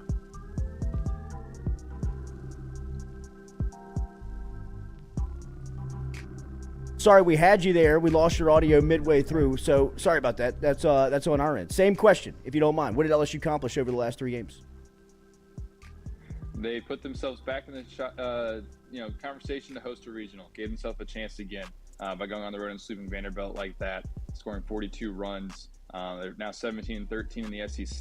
They were 17-13 in the SEC when they hosted in 2019. Their RPI has gone back up, and they're going to have a chance here, especially if they can win a couple games in Hoover to host some postseason games.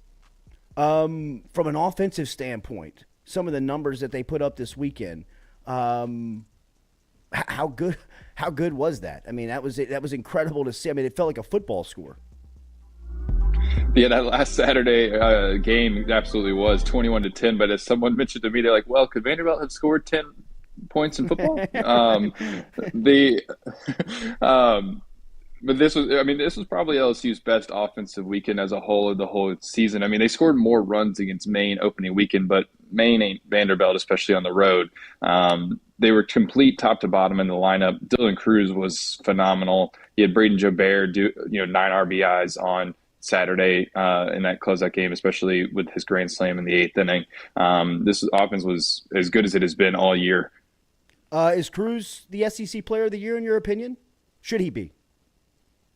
I think he should be. I mean, maybe it's bias getting to watch him up close as often as we do, but he's in the top 3 or so in most of the SEC offensive categories. He's batting, and then when you look at him just in conference play, he's just as good, if not better than anybody. 16 of his 21 homers have come in conference play. He is so dynamic at the plate. I don't really know who else you would give it to. I mean, I'm sure that the SEC could find someone. There are other deserving players, of course, who've had good seasons. But the things that he does at the plate, I think he deserves it personally, anyway.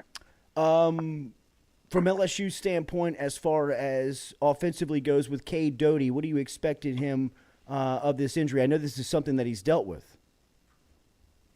Yeah, at the beginning of last season, he dislocated his shoulder during a sort of bizarre home run celebration. He had to miss a few games.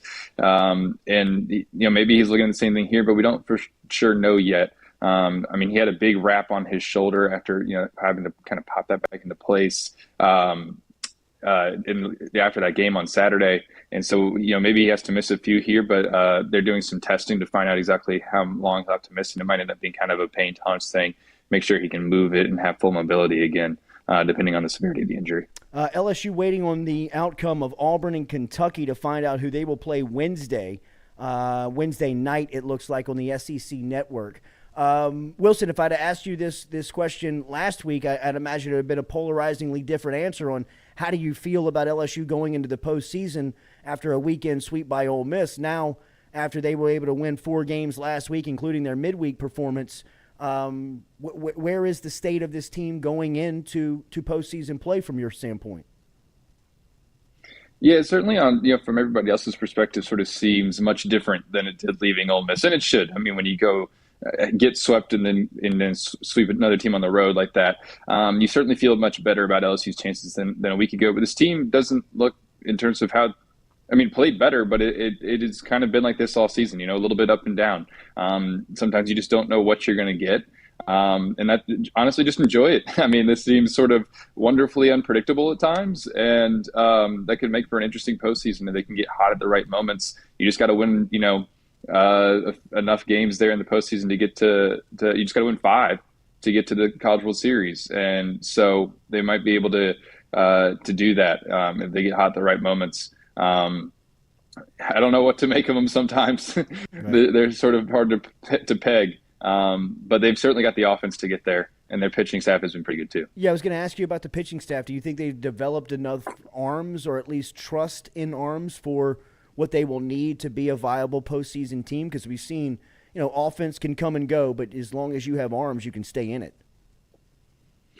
Yeah, and that's still a little bit of a question mark in terms of the starting pitching, right? I mean, who's going to really eat up innings? But they've got so much depth in the bullpen that gives you some confidence, because, I mean, their ERAs as a whole on the season is 3.99. I mean, that's tied for 3rd in the SEC, and that would suggest that they've got enough. They've got the right kind of production.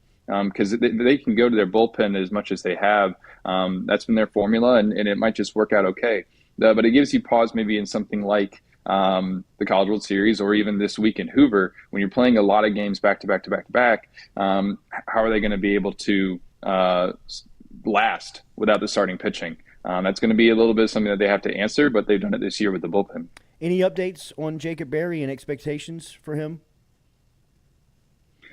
Nothing new so much. I mean, it's still a pain tolerance thing with that finger. We saw him take batting practice before the Northwestern State game on Tuesday, and then obviously he was in the lineup when he can bat right-handed. During that BP session, he was only batting right-handed. The question for him is, he's such a dynamic switch hitter, and especially from that left side, and you're usually going to face right-handed hitters. It's going to continue to be whether or not he can just hold up with the pain on his finger, because batting left-handed puts more pain on that because of where it is on it, on the barrel, and it's just going to be whether or not he can take it. And how much better it gets heading into the postseason. Do you think you'll see him in the lineup regardless? Do you think that they'll move on with him just batting from the right side? Yeah, if they're facing a left-hander, I'm sure they'll get him in there similar to what they did. No, I'm saying Vanderbilt. even if it's a righty. Do you think he'll find his way into the lineup regardless? Maybe not. It'd be something worth asking Jay about today, because why he does so much as a switch hitter, and that's his style. That's what he's used to doing. He's not used to batting from the right side against a right-hander. That'd be kind of a different look for him. Not that he couldn't handle it. I mean, he's such a advanced hitter for his age, and he's so talented. But when they have other options in the lineup like they have from the left side, like Braden Jobert batting left-handed, I don't know why you would necessarily want to do that. As good as Jacob is, you're only playing with half of them, right. If you're only batting him right-handed. You think they stay in the gold jerseys? You got to at this point, right? I think so. I would think so. Hey, that's worked before. Wilson, I saw your latest article on the transfer portal and how college football is trying to adapt. Obviously, Brian Kelly and his recruiting staff knew that they had to rebuild a roster, and there was only a couple of ways to do that, through recruiting and through the transfer portal. They took advantage of both. But now that we've had a cycle to go through this, can college football continue to adapt? What do you think the way that college football is constructed now and how it moves forward, and how different it could be in just over the next couple of years? It has to. I mean, it's continually changing. I talked to a staff member at another school recently, and he was like, it's going to look as different in an hour. I was like, I wonder how different this will look in 5 months. He said, it'll look different in 5 hours. Like, it's constantly changing to what's going on out there with NIL and the transfer portal. And they're trying to bring some stability back into the picture a little bit with possible windows on the transfer portal in terms of specific times when guys can enter. That's being debated and could go through later this summer. We obviously saw already with the removal of the signing class to try to give some coaches relief in terms of roster management. They needed it. There's some concerns about whether or not they're going to run players off, but they at least have the ability now to have a full roster, which, like you said, has been a problem for LSU over the last couple of years. They got to continue to work on this thing, because college football is not, and college sports as a whole is not, has never really been perfect, but it's certainly not right now. And they've got to get to a point where there's a little bit more structure around the whole thing instead of being so chaotic kind of all the time. What did you make of Jimbo Fisher versus Nick Saban last week? I was glad that I wasn't having to be on the front lines of covering it personally, but it was fun to watch, I guess, kind of honestly. I just kept thinking like, oh my gosh, what is he saying now? That was wild for college football. I've never seen anything like it in my time covering the sport. I just can't wait for that game in Tuscaloosa on October 8th. Unbelievable, Wilson. And I said the same thing last week, and really it has benefited probably your business, and I know it has benefited ours when LSU has been in the middle of the drama. But for whatever reason, it felt very refreshing last Thursday to kind of be on the outside looking in of everything that was melting around college football. Someone like you who has to write, we're able to kind of just talk about the soap opera out loud. You know what I mean? It's just kind of going back and forth like a little coffee talk for us. For you got to write about all the nuts and bolts and make sure you don't miss all the fine details. So I'd imagine that it was probably pretty refreshing for you to be on the sidelines watching this one.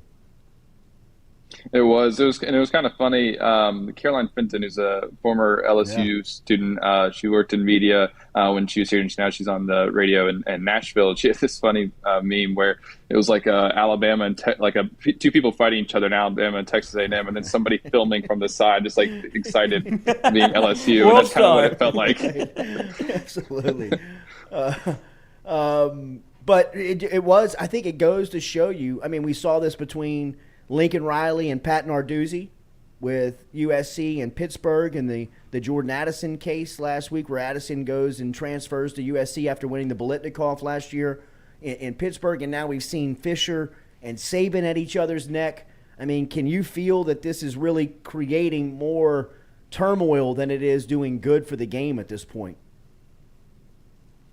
Yeah, I mean, it's good for players in terms. They have the ability to go wherever they want, and they should have always had that. Not being restricted helps. As they're making decisions, that's helped. But overall, it is causing a lot of stress. I mean, coaches seem to maybe feel threatened in some ways. As players are leaving their team, or obviously as we saw with Jimbo and Nick, and then with the Louisville coach and Pat Narduzzi and stuff. I mean, they feel like these players are getting just taken off their team, and they have very little control over it. I talked to Todd Berry, the president of the AFCA, for the story you referenced earlier. He said that there was a coach who talked to him that had a young quarterback, and the quarterback came up to his office and said, "I don't want to leave, but my sort of corporate entity that helps me with NIL wants me to go to a bigger market." This stuff is out there and is happening, and it's tough for people to keep up with because there's very little control over anything anymore, which is obviously swung back to the players, but probably needs to find a little bit more of a middle ground so that everybody can function. Will you go to the spring meetings? Scott Ravelay, our columnist, will be at those. Scotty. He gets the destined trip. Nice, the hotel snob. Good for him.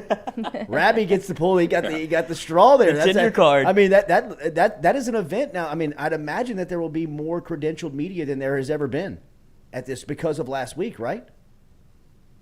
Yeah, I would think so. I mean, that's going to be, and it's going to be interesting to see how much they actually talk about it, because obviously they got the public reprimand, and I'm sure Greg Sankey is going to have a conversation with all those coaches before they make any sort of public comment again, if he hasn't already. But it's still going to be something. I mean, there's just so much going on right now with the SEC in terms of the scheduling model coming up with when Texas and Oklahoma join the league. What are they going to do with that? How are they going to handle NIL? As we've seen, that's already become such a sensitive topic.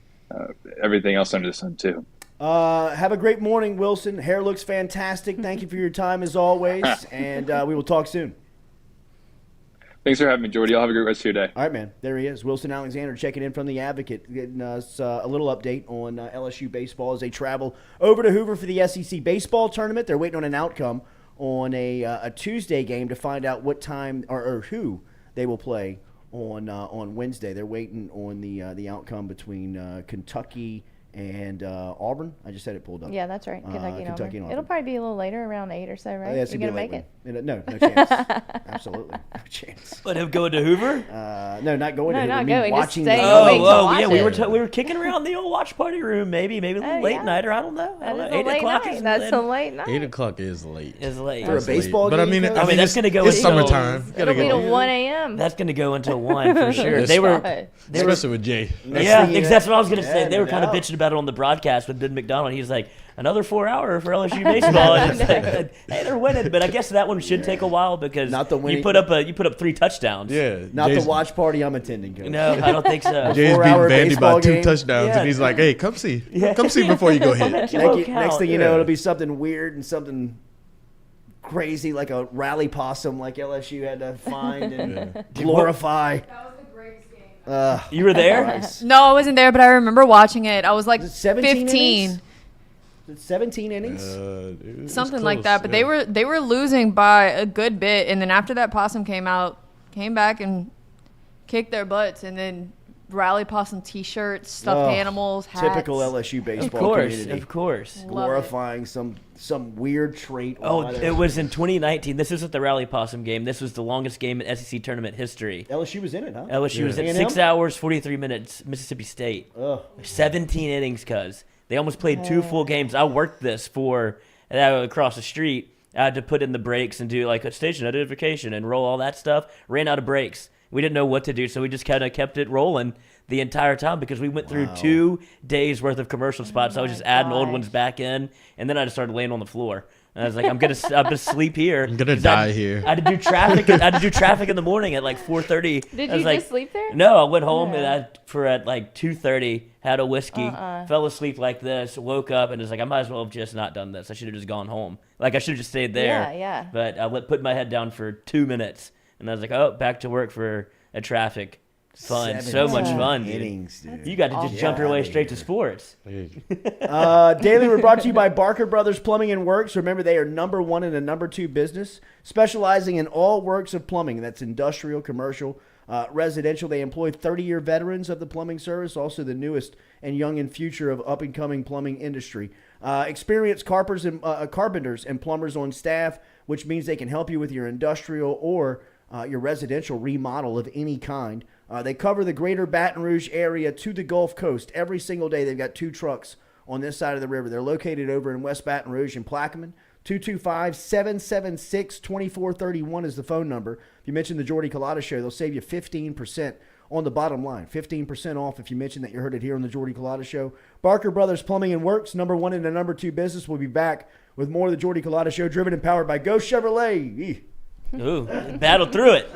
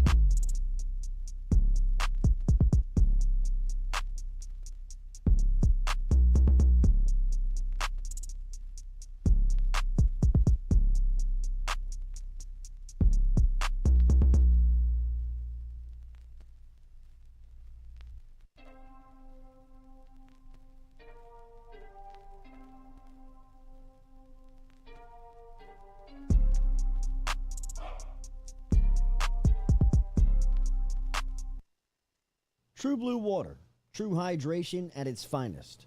Right now, you're only a few minutes away from getting your 5-gallon water delivered to you, just like we are over here at the UDL. All you got to do is log on to truebluewater.com. That's TRU, bluewater.com. The website's fantastic over at truebluewater.com. You can get your service and find out how quick it is. You can schedule a delivery, even hop on the billing system right there at truebluewater.com. TRU, bluewater.com.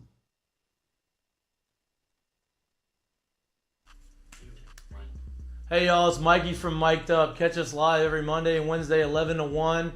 Talk gambling, talk sports, have a ton of guests in here, get a little perspective from the athlete side of it. We got Lloyd in the house, Jay Mitch is in here a lot of the time. It's a fun show, great show. Please like, subscribe, share with your friends. If you don't like it, it's fine. Make fun of us, it's okay. Just get us out there, share us out there. We're having fun, we want to share our fun with you. Like I said, Mic'd Up, brought to you by Sterling Automotive. Every Monday through Wednesday, 11 to 1. Catch us live on YouTube, baby. See y'all. Southern Eye Centers, located at 6859 Jefferson Highway right here in Baton Rouge, has been serving your eyes for over 40 years in the capital region. They offer friendly service in a helpful environment with the highest level of personal care to manage your eye health and vision needs. If you want more information, log online to southerneyecenters.com. That is southerneyecenters.com. Stop in and check out their beautiful office located on Jefferson Highway right here in the capital city. And remember, each time you walk in there and you mention the Jordy Culotta Show, Dr. Ann Shaw and Southern Eye Centers will take 25% off of their fantastic selection of sunglasses. All you got to do is mention the Jordy Culotta Show. Check them out. southerneyecenters.com and located at 6859 Jefferson Highway.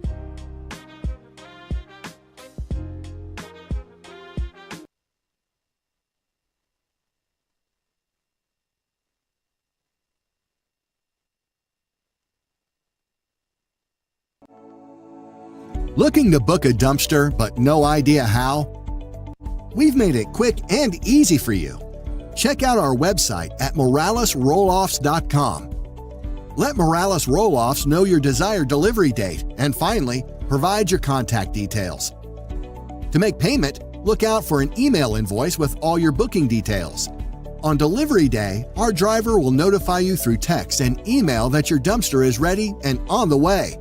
Now you know how easy and convenient it is.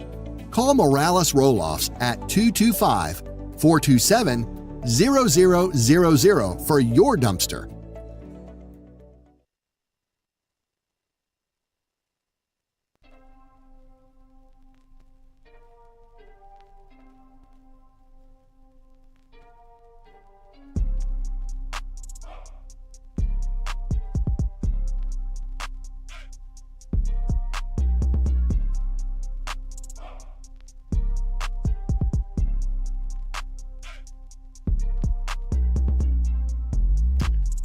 All right, welcome back here to the Jordy Culotta Show, driven and powered by Go Chevrolet, as we are live here on this Monday morning. Make sure you hit that like button, share button, and comment button if you don't mind. If you have not subscribed, hit that subscription and hit that notification so you know when we go live every day here, 7 to 9 a.m. and anytime outside of that listening area or listening time. If we do go live, you'll be notified once you hit that bell. We appreciate all of the interaction here this morning. Thanks for Wilson Alexander for stopping by. Remember, daily, we are brought to you by our friends over at Cajun Ready Mix Concrete, CajunRMC.com. If you have a industrial, residential, municipal project that you're looking to take care of and need concrete, get in touch with our friends over at Cajun Ready Mix Concrete, CajunRMC.com, to get in touch with everybody over there. Steven, Ryan, Bradley, and the crew over at Cajun Ready Mix. Tell them you heard it here on the Jordy Culotta Show. Online, best way to find them, online at CajunRMC.com. CajunRMC.com, like I said, no project too big, too small. They got 9 concrete plants around the greater Baton Rouge area. Does Cajun Ready Mix. You may think, what's that mean to you? If you order concrete, it'll be there on time to the exact specification over at Cajun Ready Mix.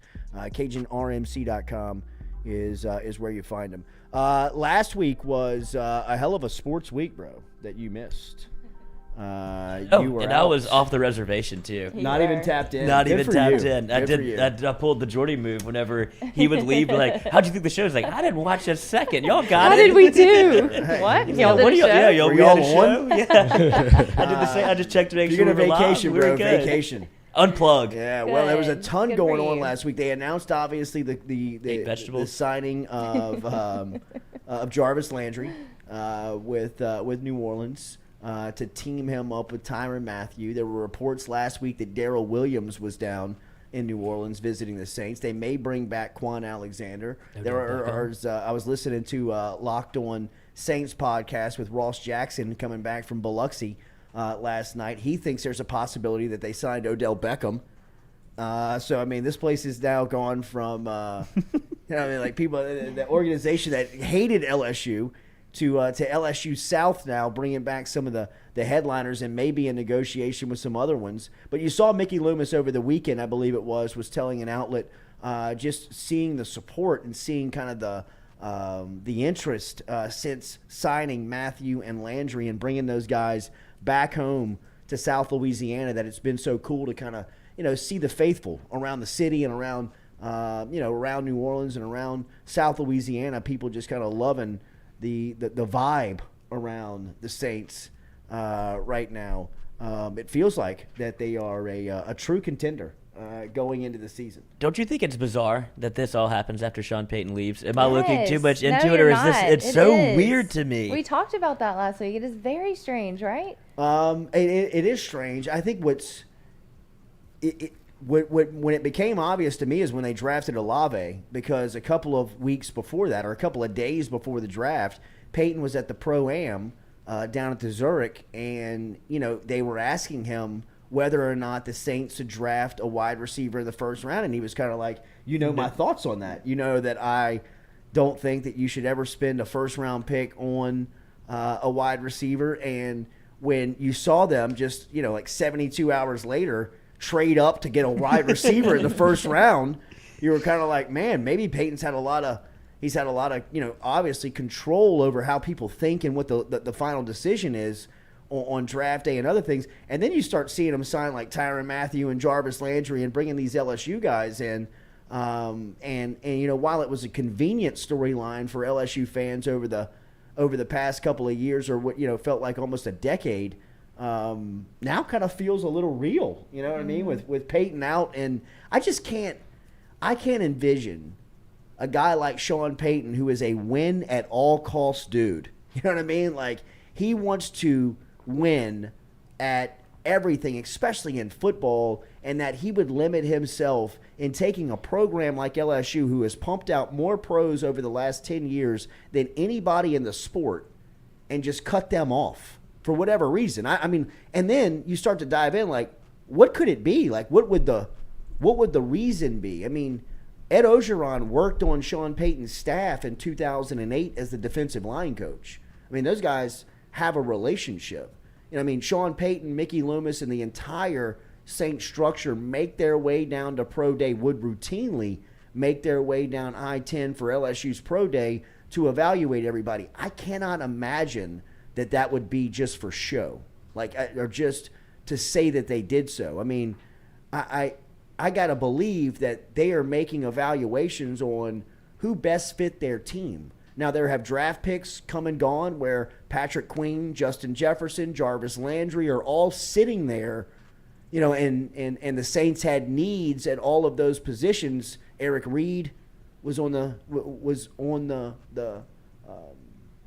was he there? Because they took Kenny Vaccaro. Yeah, Kenny Vaccaro. And Eric Reed went after Wasn't it like Vaccaro? 16 and 17 or something like that? I think they were like right next to each other. But I mean, there's a lot of examples. And look, I've heard that like Sean Payton didn't respect Les Miles, and I believe that. Like, I mean, Sean Payton is such a alpha football coach, and I mean, if your trade is to coach football and you run across Les Miles and you're like, this guy's in the club? You know what I mean? Like, how'd this guy get in? You know what I mean? Like, show us your membership card. I'd imagine, but Les still had good players, right? Like, I mean, like, Les still had players that many people looked at and were like, give me that guy. Get him out of Les Miles's, meeting room and put him in the Rams meeting room, in the Giants, in the Bucks, whoever it may be. I mean, they were recognizing that the guy had talent. He just didn't know what to do with it. And I can't say that Sean Payton would say, we're not going to draft that guy because of who his college coach is.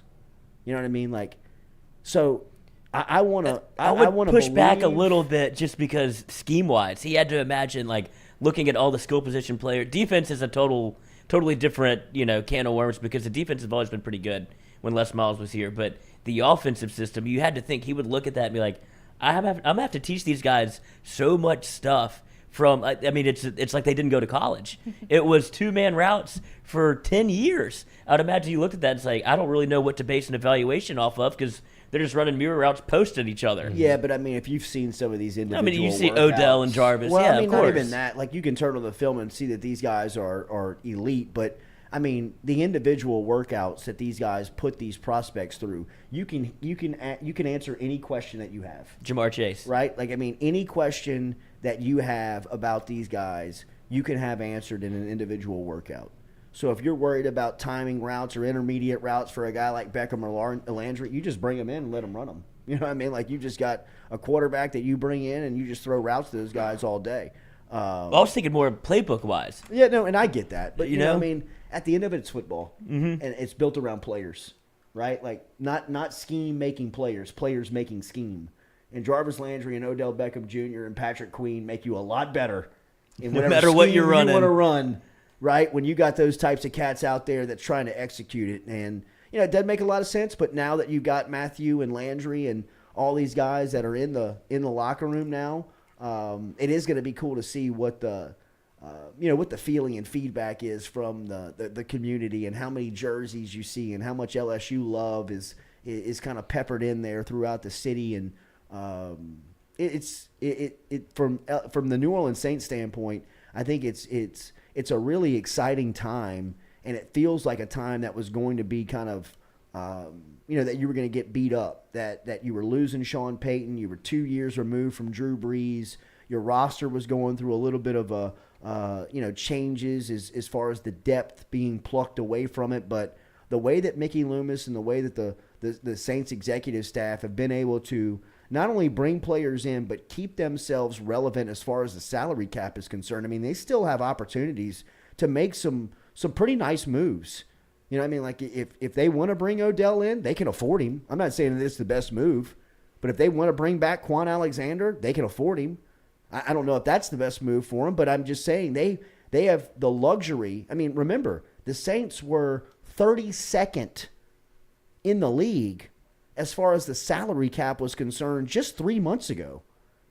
And I know that this is a tale as old as time of Mickey Loomis and Kai Forbath and Kai Hartley and the front staff, the front office staff of the Saints, really kind of maneuvering the numbers to fit the salary cap. We've seen this so many times in so many years. It just really is unbelievable that they're able to shake up the numbers like they are and not lose as much as you would think they have to. In fact, they add on guys like Tyrann Mathieu and Jarvis Landry to the mix, and they still got room to play with. They still got money to play with. I mean, I don't know how they do it. I don't know what the key ingredient is. It seems like they backload a lot of these contracts where the money's just kind of pushed back, and they put a lot of the salary cap hit into these signing bonus structures. Seems to be kind of the key formula of how Loomis and the Saints get here. But, I mean, they've done it so many times and done it so much better than seemingly everybody else that you're still surprised and kind of shocked to look up and say and see that the moves that they've made have not been like I know that they've Teron Armstead hurts, man. To lose that guy stings. Even losing a guy like PJ Williams hurts. Your defensive back, you're not as good as a football team without PJ Williams as you are with him. Same goes for Armstead. So it doesn't make your team that much better. But when you're able to replace those guys with a guy like Marcus May and bring Tyrann Mathieu in and able to kind of supplement what you're losing, and you're able to, make a move and get an extra first-round pick and grab Tyler Penning, who seems like one of the really good gets in the first 20 selections. I'm not saying that he's going to be an all-pro left tackle and he's going to be the face of your offensive line, but I mean it seems like he's going to be a day one starter for you that can really, at least from a physical standpoint, he can take that part of the game. So I mean it really is. It's very impressive to see how the Saints make themselves competitive every single year. In the deficiencies that they're dealing. Deficiency is the wrong word because there's nothing deficient about it. It seems like it's deficient. It seems like you're not going to be able to recover from the salary cap hell that they've lived in. But I mean, just a couple of tweaks, just a couple of restructures to, Alvin Kamara, Mike Thomas, Ryan Ramchick's, Taysom Hill. It feels Cam Jordan. All restructured their contract. Nobody's losing money. They're just kind of reshuffling the dollars on how they're distributing them immediately. So, I mean, to keep yourself relevant with the salary cap and the problems and issues that you were dealing with to get here, it truly is. I mean, I got to imagine even NFL executives look around and like, this is amazing what Loomis and them are doing down in New Orleans. It feels like a lot of those teams have started to copy the model. Like it's gone from, you see what the Rams are doing. It used to be never sign anybody, always build through the draft, kind of work the contracts the way you can and don't extend people. The way that the Saints have manipulated the cap, you started to see the Rams do it. You're starting to see people throw these terms out, and they just kick the can down the road because nobody's ever really tested the salary cap before. They've just always followed it as a strict, hard line. And the Saints were the first team to ever, what really is, what's the punishment for this? What really are the rules to this thing? So they've been able to kind of open the floodgates for how you can maneuver around the cap. And I just think it's it's fascinating for a team to have kind of the balls to be like, all right, look, we'll just extend this guy like what they did with the Taysom Hill contract. We'll just extend him 15 years, but it's all non-guaranteed. The money doesn't actually exist, but it helps you get under the cap. It's a bizarre. It's a new way to do it. Other teams are taking notice, and I would imagine at some point you'll see the NFL step in and be like, you can't really manipulate it this way. Like they're the first to Yeah, start they've been doing this for a long time. For a long time, man. Like the only time they had to pay the piper was last year. Like that was the first time it's caught up to them, and now they're right back where they were, being able to sign free agents. It's unbelievable how they do it. I saw where Drew Brees restructured his contract on the way out, so his salary cap hit has gone down tremendously. I mean, they are able to. They're paying him. They had to pay him for 2 more years. I think this is the last year that he's on the books. Are you serious? This guy won't go. He won't go away. No, he won't. You see, he was in the news last week. He's coming back. He was praying to God, I thought. What is he? Yeah. He was showing off his playlist. Why? Hell of a computer. Why? I know. What kind of car Showing was off that? his I kept trying to playlist? figure out what car are you in I don't know. This guy. with that screen. Oh no, I don't think was that a car? Yeah, or it was was a that, car. No, You could see the car. I thought he was No. at his home I desk. thought he was at a home desk. No, you could Maybe- see the car icon on the bottom left, Oh but I my couldn't tell what it God. was. Maybe That he was we don't have to pay this But, man any more Tesla money. I was has gonna say, a screen maybe he that was in a big. Tesla. Yeah, Was this they a have tweet? a screen that big, but so did Porsche. I think has a screen that big. I think it I was don't know, a Katie. tweet I don't you have put enough in money there, for a right? Porsche or a Tesla. Well, I'm not in a Porsche. I'm just saying I saw the screen in one. I thought he was at his desk. No, Like at home. This man's in the car tweeting. He's in the car. Here it is right here. I'm looking He's at in the this. car, taking a screenshot of his playlist. Well, he should be It is a texting and car. driving. Well, that Yeah. doesn't mean he was texting and driving, but Drew Brees. maybe he was at a stoplight, y'all. No, Roll it is a raker. car. Maybe Just he was rocking at a some stop- Chris Tomlin on a Friday morning. Oh my. Hell yeah, brother. I've never even heard of Chris Me either. Tomlin. Neither. And I'm not here to bang on people's music choices, but Drew, you don't have to shove them down our throat, bro. How many fences can he sit on? He's all over the Oh place. my God, I know. He is. But that's it. Is he No, coming back? so Is that the judgy. rule? No. Would he come back under this contract? I No guess chance. I guess he could if he wanted to. He had surgery 2 weeks ago, I read. Well, he's Hey, trying to man. get. He's trying to He get. got He's getting wrist- cranked back up. Wrist surgery. He's driving? Saints don't want him. No chance. Yeah. I mean, really. I mean, I got crushed last weekend from the Breeze crowd. What did you? You said what you Because feel. of that tweet? No, you Just- didn't put no, that out. I mean, you I just just said said that to us. that nobody wants him back on the football team. You know what I mean? Yeah. Like, and everybody's grateful for what he did, but I mean, I'd much rather Jameis Winston coming off of ACL surgery than Drew Brees coming out of 2 years retirement. You know what I mean? Like, Right. Yeah. I mean, I think it's- that's just nostalgic people. well. I that's mean, like Drew Brees is New Orleans and I type get people. that. I get that, but I mean, just from the football evaluation standpoint, I mean, Yeah. he couldn't complete a slant pass 3 years ago. Right. You know what I mean? Much less 2 years ago, and you want him back. I mean, I can't wait to see Jameis Winston uncork one to Olave. You know what I mean? Like 60 yards down the field and hit him in stride. Remember when Breeze used to hit Devry in stride back when I mean, just how fine was that, I bro? think- I mean, those you haven't been able to even use that part of the offensive playbook for 8 years, 7 years. I mean, think about the last time that Breeze let one go over 40 yards. I'm trying to remember. That may be a little too dramatic, but I mean, I can't remember. All I remember is slants, outs, and I mean, Digs. Kamara, Yeah. screens. It looked like flag football. You know, I mean, very effective. I mean, it shows you, I mean, how smart Peyton is that, you know, you can give him anybody and he's going to make it work. You know, you can give him a young superstar quarterback like Breeze was at 30 when he got there, or you could, you know, have Breeze late in his career at 40 trying to, you know, noodle his arm to a toss sweep and winning. You know, I mean, it was however you were going to get there.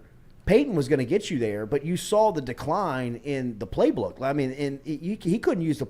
If there was anything about him wanting to play Taysom Hill, I think he wanted Taysom Hill in there so he could get back to a part of the playbook that he hadn't seen in 5 years. I mean, like they hadn't thrown the ball down the Blow field. the dust off of it. Exactly. I mean, like. How I mean, far we can used to you throw use Taysom? Devery Henderson down the field like way back, man. 2000, to your point, highest single season yards per reception since 2000. Devery Henderson is number 1 and number 2. 2008, 24 yards per catch. 2006, 23 yards per catch. That still stands. That's it. And You know, I mean, all I see is Marcus Colston, Mike Thomas, Alvin Kamara, Mark Ingram, Reggie Bush, C.J. Spiller, all these guys catching the ball around the line of scrimmage and making making stuff happen. You know what I mean? Like and again, very effectively. Like they were the class of the league during that time. But now with Olave, Jarvis, Thomas back at full strength, Alvin Kamara coming back into, another season where he's going to be the feature of the offense. Like, I want to see the ball pushed down the field. Taysom Hill at tight end. Taysom Hill running down the seam. I mean, with speed like that and his hands, which we don't talk about. I mean, the fact that he doesn't drop the football when you throw it. I mean, catches just nearly everything is going to be get a big arm. Let Jameis sit back there and push the ball down the field to these guys that you have now that are in playmaking spots. So I don't think that they'll get away from the slants and the screens and things that they've been effective doing, but I think you'll much more see them taking shots down the field. And the reason being is because they couldn't do it. Physically, the guy that they had pulling the trigger he was incapable of doing that. And, I mean, now I don't even think this stuff is serious. Like, I mean, I think even, like, talking about this stuff, the joke's on us. Oh, absolutely. You know what I mean? We're keeping like, him in the news. Because, well, not only that, but I don't think he was serious. No, he's put pickleball in there. Right. I think he was pissed off that NBC broke the story. Yeah, I agree. Like he was probably like saying like, "Hey man, Yeah. I'll let you know what I'm gonna do." Yeah, like I'm my own media entity. I don't have anybody else to speak, and that's why he said I might even go back to NBC, kind of like a, "Hey, dig, you keep your mouth shut over there." Yeah. You know what I mean? Like I'll tell you what I'm doing. You're not gonna tell me what's going on. Have you seen him call any games? Is he good or bad at it? He called the Cincinnati Las Vegas playoff game. And it was bad, right? It wasn't bad. I think it wasn't great. Well, the standard is so high for quarterbacks. That's what we've said. I mean, like Aikman, Romo, and that crew. Romo really more than anyone has set this standard, this gold standard of what that job entails now. And it's not. I mean, like Breeze 5 years ago, 6 years ago, if he'd have gotten that job, I don't even think we'd be talking about it. You know what I mean? Like, it probably would have been like, hey, not a bad first year for Drew Brees calling games. Looking forward to getting him back and seeing him improve going into year 2. I think they looked up and they were like, wow, look at all these people spending money for Peyton. They're making room. They're making plays at Sean McVay. Tony Romo's getting paid this. Troy Aikman's getting that. Kirk Herbstreit's getting this. I mean, we got to get into the game. You know, like, it kind of felt like we don't believe in our guy. You know what I mean? I don't think that Brees is going to be one of them. Is what I kind of read it as from NBC's standpoint. Like, they just wanted to get into the Breeze sweepstakes last year so they didn't miss out on a big fish. But once they got the fish in the boat, they were like, I might just throw this back. You know what I mean? Like, see if we can't go fishing again and see what we catch. And from Breeze's standpoint, like we said last week, I don't think that if Breeze wants to do this, I think he'll be great at it if he commits to it. Like, if he wants to be a television broadcaster and he commits to it, why wouldn't he be really good at it? I mean, he knows the game inside out. He's got a personality enough that he can fake it on television for 2.5 hours and kind of, get along with a broadcast partner and make a couple of jokes and keep the game moving. But, I mean, if he wants to make it into the Romo, Aikman money type field, he's got to improve vastly. And I think he has to understand that to a degree. And much like he was as a player, it's just people telling you that they don't or expect you to do it. And that's usually when Breeze does his best work. But like he said in the tweet, he might go be a philanthropist. He might stay a business person. He might just kind of, put his focus into that. He might, sign up for pickleball. He might come back. I think what he was just trying to say is like, I don't know what I'm going to do. I don't know. I may do this. I may do that. But I'm saying if he commits to broadcasting football and he has to go be on the B team at Fox for the next 3 years and cut his teeth and, sharpen him up over there, 4 or 5 years from now, he could be on an A team somewhere. He could be, making and demanding. And who knows what the money's going to be like in 4 years around that trade. Aikman's making 18. Romo's making 20. What's Tom get 33? These guys are making more money than they did when they played. Brady's contract at Fox is more than the entire amount of cash that he made in his football career. say that out loud. Crazy. That's And crazy. he hadn't called a snap He yet. played for 22 years. He's playing for 22 years, and he's got a 10-year contract in football, and his contract in broadcasting football laps the money he's made in playing football, and he's the best player ever. Gisele's getting nervous. Somebody else at the table. Well, he probably didn't use Chris Tomlin as his hype music either. No, he's definitely not going to let you know that he does. Tom Brady has a fire playlist. He's good at his social media brand is awesome. Yes, Like when he it does is. the It's the not one and Chris Tomlin. no, I it's think- not. I think that's why he got the 300 I mean, a lot of because he's Brady. He's bringing you the name. He's bringing you the brand when he shows up. I mean, just by saying Tom Brady's on TV, you're saying, I want to watch. Mm-hmm. Right? But, I mean, when Brady shows up, I mean, he's bringing all of that swagger and personality and Machismo. feel Yeah. that he brings along. Breeze didn't pack me with him to NBC. No. You know what I mean? Like, when I found out that Breeze was going to call a couple of Sunday night games and call Notre Dame, it wasn't appointment television for me. Tony Romo is appointment viewing television for me. If he's on, I'm watching and I'm turning it up. Mm-hmm. I mean, even to a degree, Aikman, I don't think Aikman is as good as Romo's. I think Aikman has become more relaxed, and he's become very real. Like, he's given his critical part, I think, because he's like 20 years removed, and he's got a little bit of a fuck it to him, you know what I mean? Where he's like, I think they're I'll drinking say booze it. in the booth. Kind of, maybe. Yeah. You Like know? the Tequila Boys, Yeah, isn't it? Don't they drink together? Maybe. I would. You what? You just got guaranteed money. Like, what are you gonna do? Kick me out? right. Like another one. You need me, boss. Yeah. Are you going to fire me? Yeah. Right, but you Actually, gonna replace me with Breeze? yeah, keep the ice out of it this time. They can hear it on air. Exactly. Jimmy Ott. Exactly. Click, click, click. What are you doing over there? Not gonna wait. Yeah, right. But I mean, I think Breeze could get there. I think Peyton could get there like overnight. Yeah. Yes, Peyton could. Like Peyton to me would be Sean Payton? Yeah. yes. Yeah. Sean Payton would be appointment viewing television for me if It he would was be good. calling a game. When I think the biggest needle mover for, like, to go back to the Drew Brees thing, like, put him in the match. Like, that doesn't move the needle for me, like the golf tournament that they're Right. doing. Yeah. It's Tom Brady, Aaron Rodgers, like Josh Allen and Yeah. Patrick Mahomes. And see, like Mahomes doesn't move it. For No, me. not at all. But Josh Allen is cool. He's Josh real. Allen, Like, you yeah. can tell you're getting an authentic personality. Patrick Right. Mahomes, I don't know who he is. Right, and I'm not calling him fake. No, but I'm just saying. I see more of his brother and his Well, wife yeah, than I do that's of the him, thing, and that's though. like, Absolutely. if you could tolerate those two, there's a special Good place in heaven for Lord. you. Yeah. My God, straight through. You only That have to talk brings to his Peter. brand down, Jesus. unfortunately. They bring his brand down.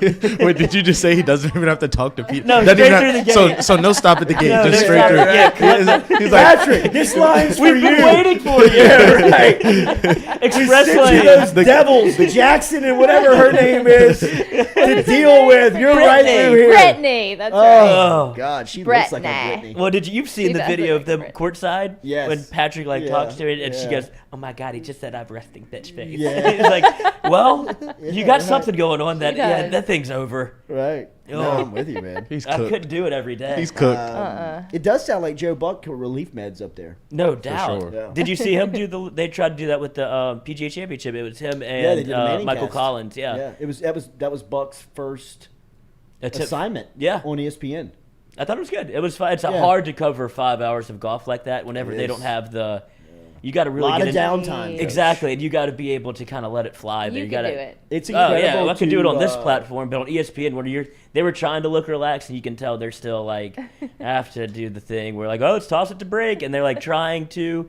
But if you let them unbutton and loosen up, and let some of the guys that cover golf that are younger on there, they did the no limbing up, but they have to be like, this is not how I talk. You know, they had to do the ESPN thing. ESPN's either going to have to shed their skin or put it on ESPN Plus to where it can be free range, let them have it. Like, you saw what happened with Peyton Manning whenever he was that's what made it great, right? It was very loose. And they were doing double birds at the camera and, like, Yeah. drinking on air. And you're like, all right, this is fun. I feel like I'm watching the game with them. ESPN has got to be able to Whiskey kind of and wine. stick to that That's model. what it was, man. I mean, Y'all started it. It's that's the model in which broadcasting is trending. Pivoting. That's where it's going. That's what people want. I mean, It is. nobody wants a suit and tie telling me what you're watching in football. I'd rather Peyton Manning.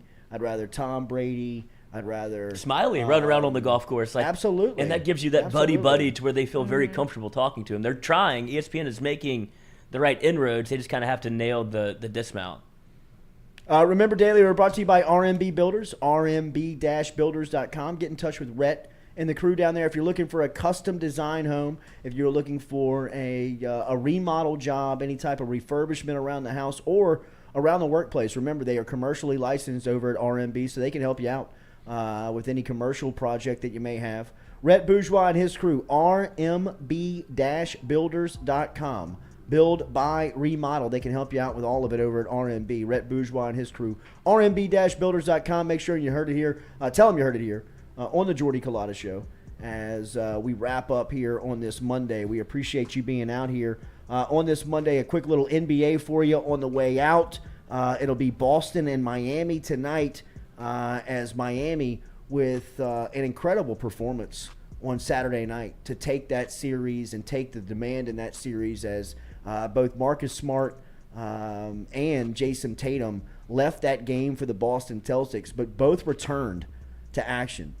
Smart left with what looked like a knee injury, and then Tatum was banged up on a shoulder injury where he tried to run through a screen and was able to come back through. But the big story was that Jimmy Butler left the game and ended it in street clothes, and he had just a fantastic start to. I believe he had 21 in the first half. And Jimmy Butler really is, from the Heat's standpoint. I mean, we've all seen basketball teams around here that rely on one scorer, Cam Thomas, Tremont Waters, guys like where you're like just like look at people and you're like, bail us out, man. You know what I mean? Like this stuff's breaking down, the shot clock starting to melt on you. Just fire one up.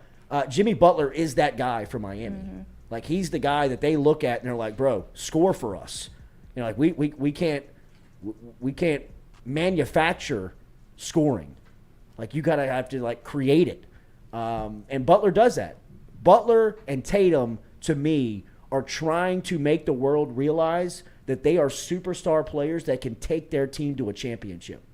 Like that will do so much for their brand and for who they are if they are able to lead their franchise to a championship over what looks like is going to be Golden State, because they are buzzing through Dallas. Last night, the Mavericks had they threw their best punch at home back in Dallas. Place was rocking. Golden State went in there, handled the adversity. Next thing you know, Andrew Wiggins is posterizing Luka, and the whole place is on their ass, and nobody knows what to say. And then Golden State's up 3-0. Series over. Feels like it's over. And they're full strength, Golden State. Not only full strength, but like they got better. They're a lot better. Yeah. Aside like from Jordan, the KD era, like Jordan Poole and Wiggins. Andrew Wiggins. Yeah. I mean, they are tremendously better than what they were. Klay Thompson's still trying to find it, but Steph Curry is still Steph. Yeah. I mean, like Steph Curry is still, to me, him and Luka are the best players in the world right now. Mm-hmm. Like those are the best two players in the world with Giannis. I was going to say, I'd go Giannis. My bad. Too. Yeah, Giannis is probably one. Yeah. With those guys after in second and third. I mean, KD and LeBron still exist. Yeah, and they're probably top five. But Giannis is just like probably making his, five. like he's making his Giannis headway. is Shaq. Yeah, like he's just. Like Giannis is a modern day Shaq. There's nothing you can do to stop him. No. When he gets the ball at the top of the key and he says, I want to get to the rack, there is no defensive player that is going to stop him one-on-one. You may like build a wall with a couple of big guys and try like get the ball out of his hand. That's what Miami did. That's what they did. They've had the best defensive plan against him. And that's why I was saying about Miami. I mean, this Miami team, it feels the program, the entire organization to me feels like a college program. Like where you can like plug and play guys like Max Strauss. I don't even know. You keep saying that name, and I really don't know who that is. Like I literally do not know. Seriously, this I think the name of the Michigan? college that he went. No, dude, it's like a one-word. The college? Like Lighton College. I've never heard of it. I know he got drafted by Chicago, I think. And he's a Chicago kid. No, he got drafted by Boston. Boston. Of course. Like the Celtics. The Celtics are getting killed by some undrafted free agent that they released to the Heat. And the Heat have now made him into a guy that they are counting on in the playoffs to make big shots. Like, they did the same thing with, what's his name last year? Was it Duncan Robinson that they gave $80 million to? The dude, the guy. If Duncan Robinson walked into this room right now, I wouldn't even recognize him. He looked like Joe, the guy that we messed with on Hot Arts Cool Nights, Katie. Oh, my Duncan gosh. Robinson looks like that guy. I mean, and the Heat are they're in such a spot where they can pay a guy like Duncan Robinson, who we've never heard of, $80 million, and he don't even play. Max went to DePaul. That was his college. Max sure? Strauss? Oh, I'm looking at Max Struss. It says he went to Lewis University. No, he went to Lewis University. It says Duncan DePaul Robinson under went to his Michigan. bio on ESPN. That's right. Yeah. Lewis, no, he went to the guy said the university the other night, and I was like, what did he just say? Who's What's Lewis? it called? Who? Lewis? I said Lewis University. University. I said, I don't even, I mean, Wonder why it says DePaul Blue Demons. well, he is from Chicago. So he made a starter there and then transferred out to Lewis to go play. Okay. You know what I mean? But he left Lewis College to go to the league. And the Heat are like winning with this guy. And you say, well, that's a fluke. Well, they did it last year with Duncan Robinson. You know what I mean? Like Tyler Hero. You know what I mean? Like, it's like they take these guys and you're just like, damn, man. I mean, they feel like they're coached like a college team. Like Spoelstra to me is a top 3 coach in the league.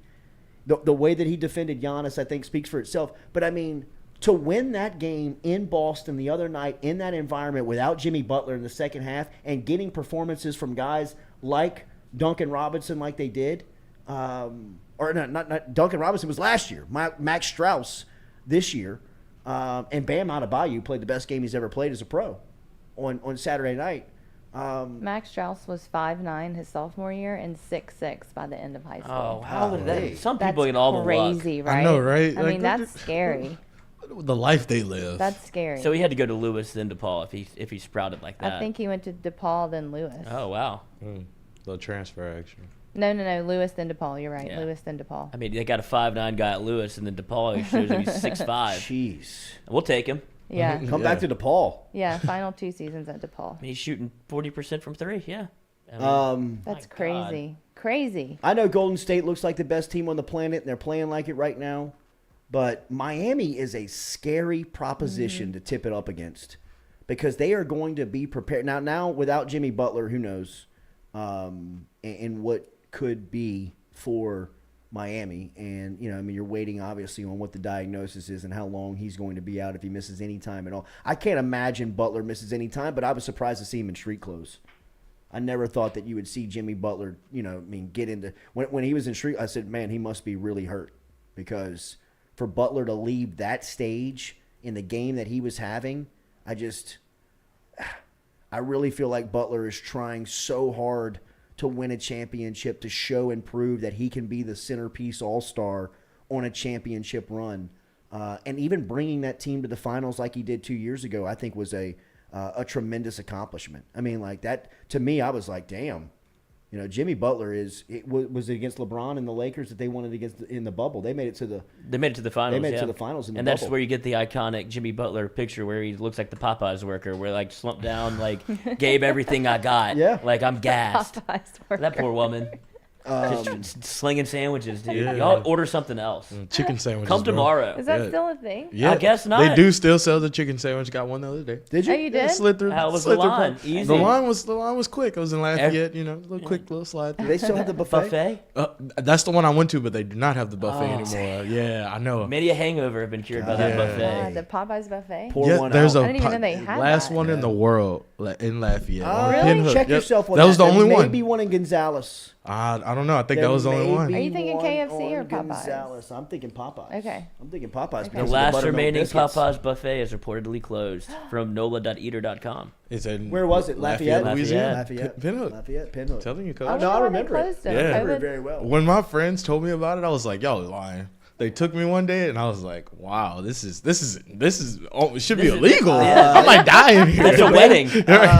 There was one in Gonzales when we were in college because the great debate was better buffet, Mr. Gaddy's or Popeyes. I mean, Popeyes. you can't go Could wrong with both could Popeyes. get you in for $5. Yeah. Jesus, Oh, are you y'all could eat. serious? $5 all you can $5. eat. Oh, when you two could people eat. get to eat, just slide the tray. Yeah. That's what we used to do. That was the old move. It was like God, 10 Sorry, when I Mr. went, Gaddy. but- Yeah, I mean, Yeah.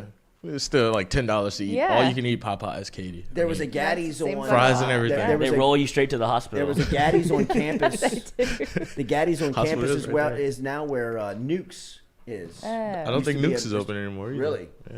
Highly Closed during overrated. COVID. Yeah, I thought Very overrated. Yeah. Yeah, Low bring key. back Yeah, Gaddy. Nukes is There's still one overrated. Mr. With the Gaddy. There's breadsticks still one and Mr. the- Gaddy's What in do the you even corner do of with Mr. those? S. The sticks and the oil and stuff at Nukes? See, like, Do you yeah, I stick don't the know. sticks in I- the little Oh, plastic? You know I what? don't even do nukes. I've never do it. I went to Nukes once and I got a pizza, so I don't Yeah. know. Gross. Yeah, Yeah. it's so weird. Good. I was with my brother. I don't know. Just like he was like, "What do you want?" Pizza. Fuck, I don't Sandwich? know. Hello. What is Trying to get drunk. Gaddy's used to be Smell here. like Give me a beer. pizza. Yeah.